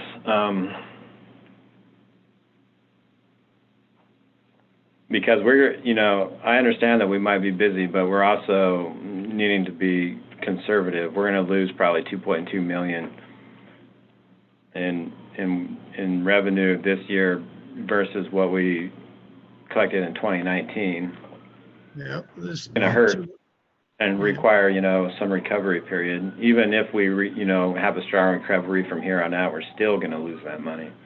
Yeah. Can't, you know, there's no way to make up for losing an entire spring. So I do want to be fairly conservative still. I don't want to, you know, get too carried away with increasing budget next year. What do you want to do? Do you want to cut it off, and if we blow it out next year, we wouldn't do that intentionally. You pay us. It's better to have it budgeted for and not use it. Well, I mean, the issue, Steve, is that if you budget for this money, nobody else can in the general fund. You're taking resources away from other departments. If you're padding your budget, then nobody else has access to that money. We're not padding it. It's intentional because that's what we predict we'll need. All right. Well, like I say, I'm just going to flag it. If we have to come back and make cuts, then we'll have to, see some of these line items that seem, based on past year actuals to be more than necessary. Yeah. Because anyway, equipment maintenance. Again, that's can you go over how you added that number up? Okay.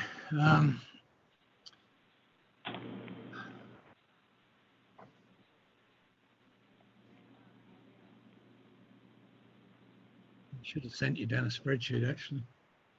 We've been anyway. Well, we got Mo, Pete and Cool servicing AC units is that's $950 roughly. We've put a $300 contingency if we have any breakdowns on that.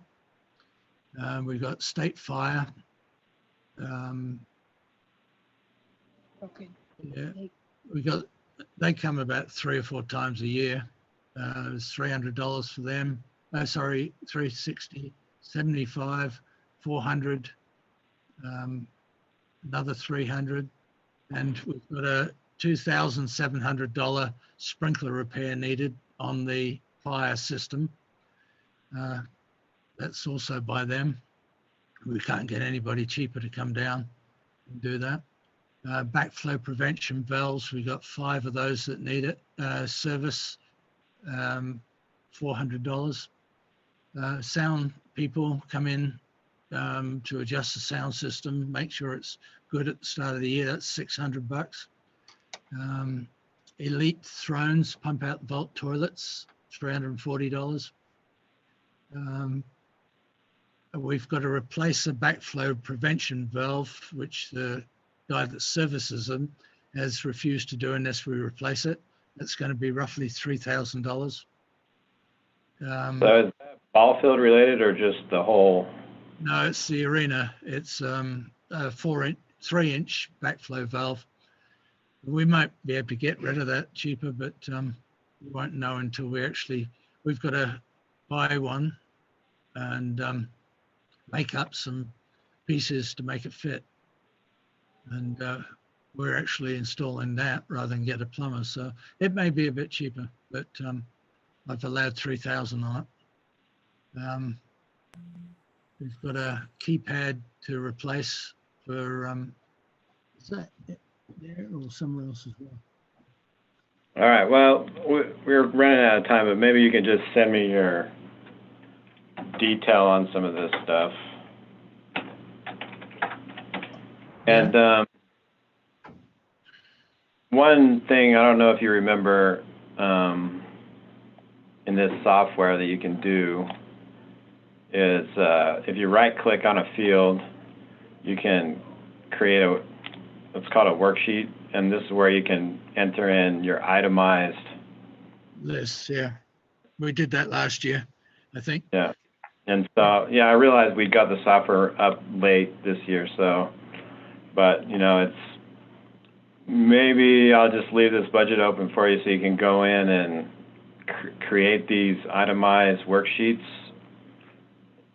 so that I can get a better understanding of how these numbers are coming up, because again, it's just a lot more than we've spent in the past.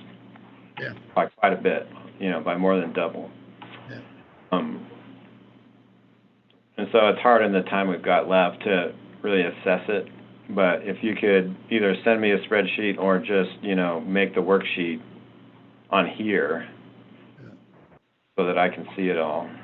Yeah, we'll try and attach it, and it'll give us an opportunity. We've been busy as hell for the last 2 weeks, and it's been hard to get this together. Well, if we can get it, you know, within the next week and a half, that'd be good. Yeah, we can do that. All right, and then ball field equipment maintenance, maybe just detail that one out also. Looks like we budgeted quite a bit for this year, but in prior years there hasn't been much. Yeah, all budgets are up, unfortunately, but yeah. Okay. Building grounds and maintenance, up quite a bit also.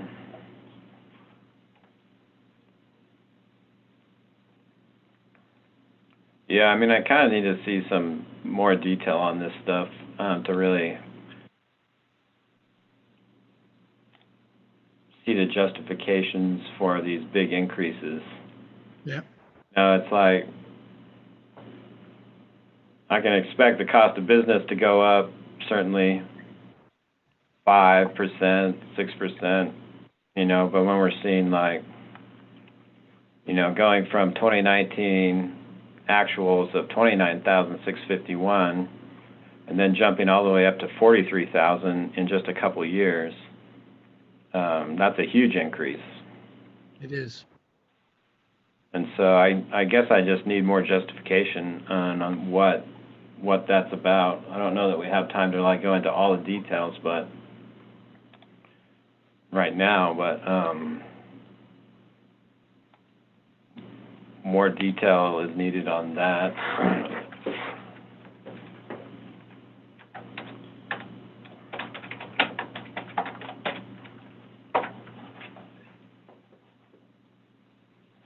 And same with the ball field.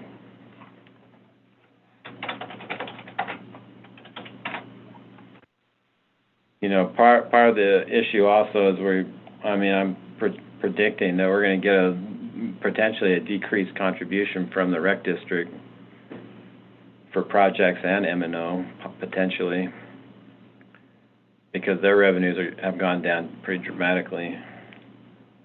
Yeah, we can cut out any of, you know, we can reduce all these budgets. It's just we're trying to get this place, you know, keep it maintained, and we've gone for what we think we would need. If you want to cut it, we can cut it. Well, I just want to, you know, have a look at it, see, you know, how the priorities, I mean, it would be nice to understand the priorities of some of it, but when I see substantial increases like this, you know, I don't necessarily mind maintaining county facilities, but I just want to make sure that these numbers are relative to actual needs, and whether or not we need to span out or phase out some of this stuff, I don't know. Yeah, we can do that. And so you're budgeting for also an increase in utilities, yeah, which is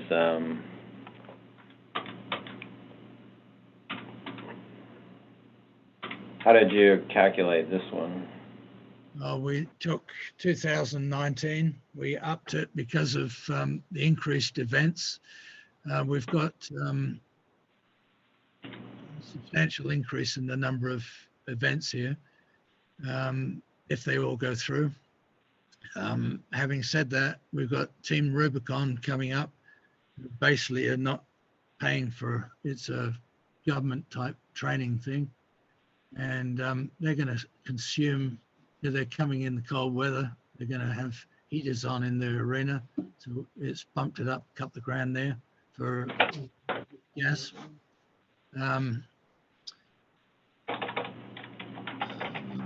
We've allowed more water for the increased number of visitors that we're getting. You know, we can only assume it's going to happen next year. We've got,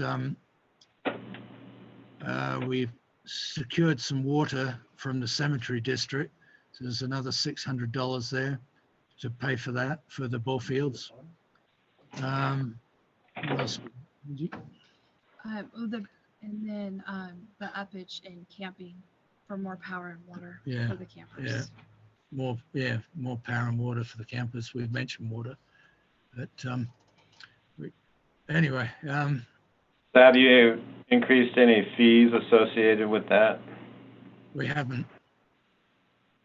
So that's something that we're working on right now. But I mean, if utility, if we're expecting increases associated with services that we're providing, then we need to increase our fees for those services to recoup it. Yeah. So let's get on that, because we're trying to wrap up our fee ordinance right now. And so if you're expecting increases in expenses that are associated with providing services that we're charging fees for, then those fees need to go up to cover that increase. Yeah. So now please work on that and get it to Mallory and I. If you've got adjustments to your fee ordinance that needs to be made further, to recoup some of these costs, then The difficulty I have with that, and I agree to a point, but what happens is that the prices are reasonably fair, so we get fairly good patronage. They come, they use more water, and we have to pay for it out of our budget, not out of revenue. So there's a revenue increase, and how do you work that against the increase in fees? They come here because they're reasonably cheap. We get an increase in revenue, and then, if the revenue came back here, you could put the fees up and justify it, via the revenue. But yeah, that's what I'm talking about. So, but you're getting that. I want to keep up with our fee schedule, in a way. I don't want to have to run lean for multiple years and then all of a sudden make this huge increase. It's better to do little increases incrementally as we go, to keep up with increased cost of doing business. So let's do that. I don't want to, I want to try to keep up with it on an annual basis. That's why we do our fee schedule annually. Yeah, I was, see, we're on a constraint too, that our fees have to be not exorbitant for, as far as the BLM side of things goes. And, but if we can justify it just by simply showing that our expenses going up associated, so it's not a difficult thing to do. No, okay. Well, we'll do that.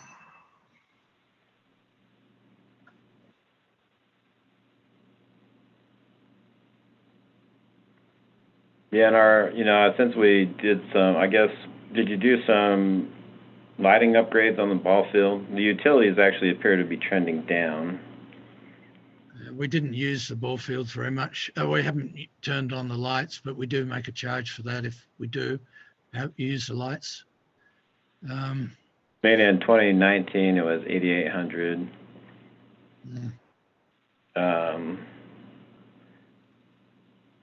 In 2018 was 9, so 10's not necessarily far out of the realm, but maybe a little bit high. Lease payment, so this, looks, again, you've got lease payment 600, but you also brought it up in an earlier agenda, an earlier account.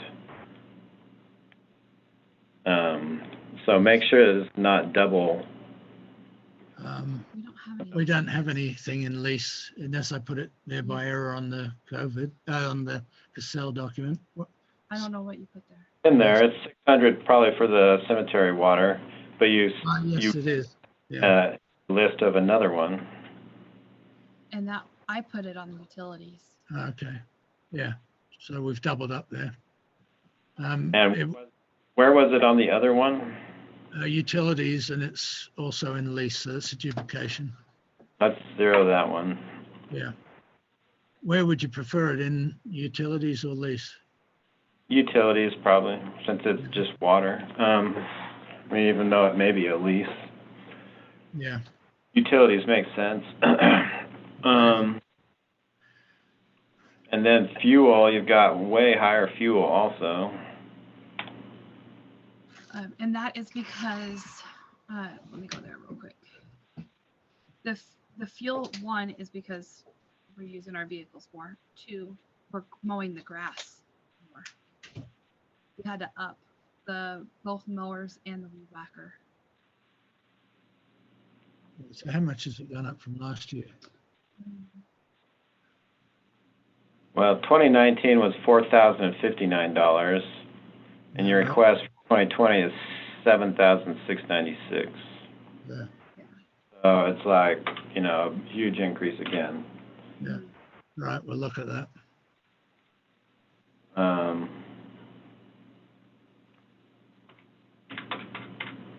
So yeah, that's like an 89.6% increase. And I was going off of the numbers that you already had in here, not off of our actual fuel reports. So now that I've been checking the fuel reports. Yeah.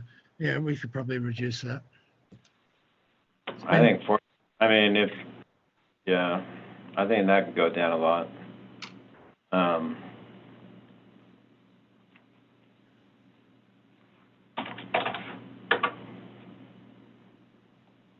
4,500 would still be 500 more than you spent in 2019. Yeah, I'll leave it at that. And then you added 1,000, or we added 1,000 for booking and the professional and technical, and subtracted it out of wherever it was before. Then the cell phone allowance is for 2, or it looks like that's the same all years. Is 2 at 90? Is that? No, there's 1 at 90 and 2 at 40. Sorry, it's been the same every year. 2 at 90. Okay, so that's no, 1 at 90 and okay. 2 at 40. All right, we'll just leave it the same. Stall maintenance, 2,589. You got a project on maintaining the stalls? We're putting the disinfectant system in for 3 more barns, which is $800 each, and we're replacing hinges that are worn out on as many barns as we can fix. Got $500 in there. And some welding supplies. So we don't have to do we can do 1 disinfectant system this year. It's just that the horses come in rapid succession. We've got to find quicker ways of cleaning the stalls, disinfecting the stalls. So we are installing a sprinkler system. We've got 1 in barn A. We were going to do barn C and D next year. We've got the materials for barn B. So. All right. And then event preparation is almost double what it's been in 2018 and 2019. Yeah, that's because more events are coming in that want the ground hard compacted. So we have to rent the double drum roller more often. And we charge them for that. And they do get charged for that. And it costs $375 to hire the compactor for a day. And we charge them $475 to do it. So you're expecting like to be doing that. So 2667 is 150% plus 160% of 2019 actuals. I have 5 events that are going to need hard compacting. And that also includes stuff like caution tape, and then some new sandwich boards to help with congestion, directions, things along those lines, because we're having events, more than 1 event happen in a weekend. All right. We might have to revisit this budget at some point, but I'd like you, for every you know, line item that's significantly more than 2019 actuals, I'm going to need a detail on why you're requesting it, so I can look more closely at it, which is a lot of them.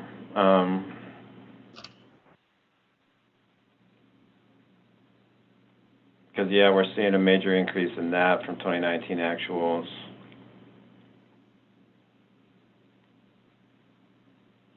So, yeah, I need more details on these. Yeah, we'll go right through the whole lot again, and by next week.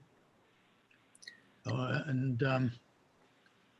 send you over the spreadsheets. Chris, I have a comment. Okay. This is Chris Kaufman. I think something that would be useful as we're looking at, you know, where the fee should be and so forth would be to take a look at the ratio of income to expense for OSTA. So that would be a way to look back in time and see how are we doing on expenses versus income, to, you know, to Steve's point about incomes going up and expenses are going up. And I think if you take a look at that ratio, that would be a helpful metric to get a handle on which one's going up more and where we need to adjust to bring it into line historically. All right.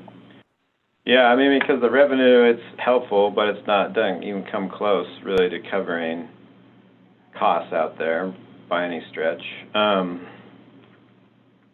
Well, we're endeavoring to do that. We have a strategy plan. Yeah, I mean, I can run a report on that pretty easy.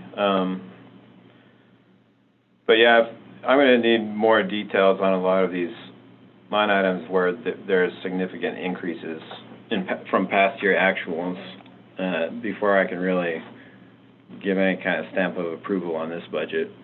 Because we're seeing some major increases requested. And so I'm going to, you know, really need to zero in on details for what makes up these big requests.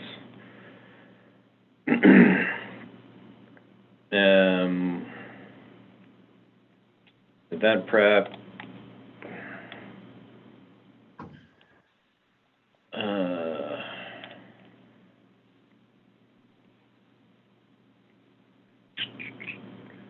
Hovering around $1,000 in general. And so again, let's see. So we already did that one, and then for ball field event prep, I guess, you know, looks reasonable to 772. Work crew supplies, however, again, another major increase request from past year actuals. And that's where I put all of the cleaning supplies and toilet paper, paper towels, disinfectant. And I upped that for the events for next year, considering we're going to have to be cleaning more often due to COVID. And we'll need more rubber gloves. We'll need more. And we've never bought hand sanitizer before. That's a whole new item for us that we have throughout the whole facility now. And it's not cheap. It's about $20 a gallon. And we're going through. But let's detail it out so that we really know. I mean, because it's like in 2019, we spent about $4,700. Yeah. And so we're increasing it by $6,000. That's a lot of hand sanitizer and stuff. And so I was saying that one thing. I wasn't referring just to that, but we could. But yeah, I'm just saying. I want to know. You know, I want to see a detail and understand why we're jumping in just a couple of years' time from, you know, jumping up that much. It's a huge, again, it's just a really huge increase. It's got to come with some more explanation than I'm seeing. I have a suggestion, Chris. Yeah. This is Chris Kaufman again. For those kind of consumable items, the hand sanitizer and so forth, if you're, to the extent that you know you're going to have to buy it, you may want to consider buying it this year. There would be some advantages there potentially with getting reimbursement for that. We are probably going to be able to get some reimbursement through FEMA for some of those kinds of purchases, but only if it's an increase over what we would normally spend on those items. And so that could be a good thing to do, is to maybe put some more of those expenses in this year. Yeah, we can do that.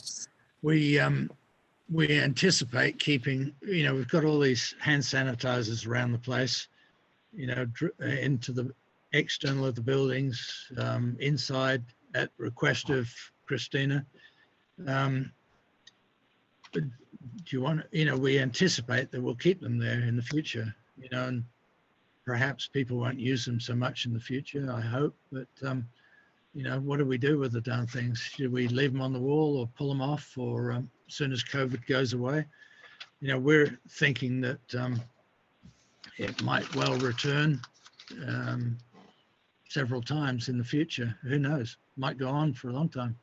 All right. Yeah, anyway. Yeah, I mean, I guess the point Chris Kaufman's making is that we have CARES Act money available this year, but not next year for those kind of expenses. And so if you want to stock up, it's better probably to do it now than next year, where we can't get reimbursed for it. Yeah, we'll do that. And I mean, I kind of want to see a detail, because $6,000 increase is a lot. And so even if we plug it into part of that into this year's budget, it still needs to be justifiable. Yeah.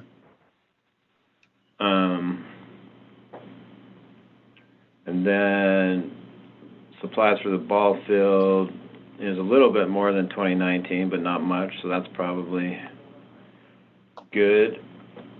And then inventory, I'll need a detail on your inventory. I mean, you have spent $20,000 before in 2018, and $13,390 in 2019. So this is still a pretty substantial increase over that. So yeah. I guess instead of trying to discuss it now, we're already 15 minutes past noon.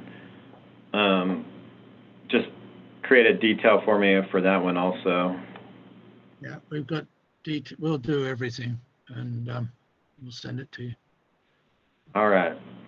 And then schooling, 2,400. I guess also, try to detail out your costs for entrance fees or registration fees or whatever for anticipated training. So we know that that's a realistic number based on, what you actually plan to do and the cost of it. Okay. So yeah, I mean, this budget, because there's so many big requests that are, a lot more than in years past, I think we might have to reschedule you again to come back after I get a close look at some of these details. And it'll probably depend too on what our bottom line is going to be looking like.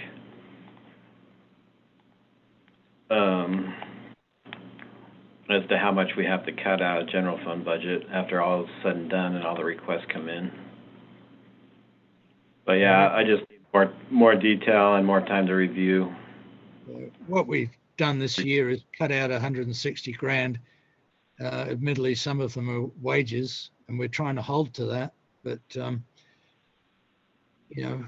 things that we haven't done this year, we've tried to do next year.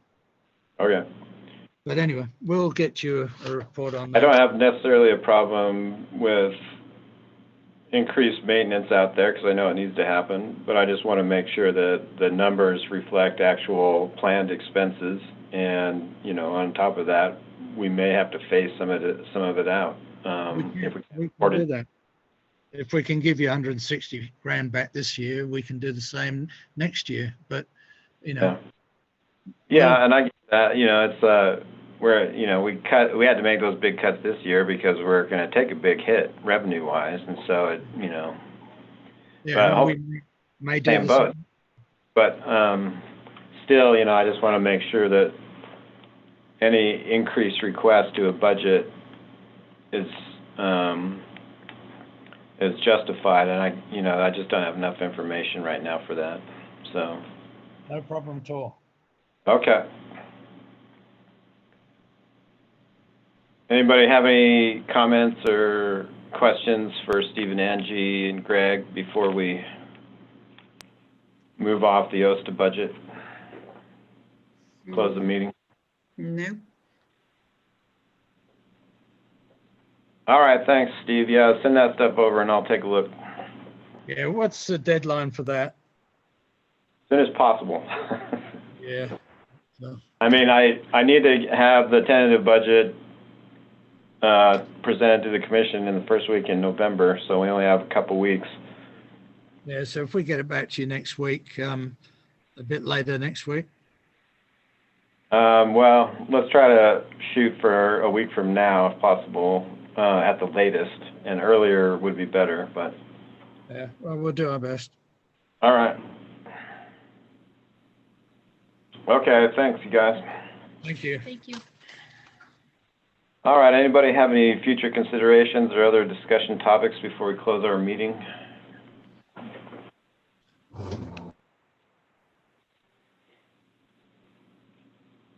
Looks like lost some folks along the way there. So hearing no future considerations, I will adjourn the Grant County Budget Advisory Board meeting at 12:19 p.m. Thanks, everybody. Appreciate it. Thanks, Chris. Thank you, Chris. Thanks, Chris.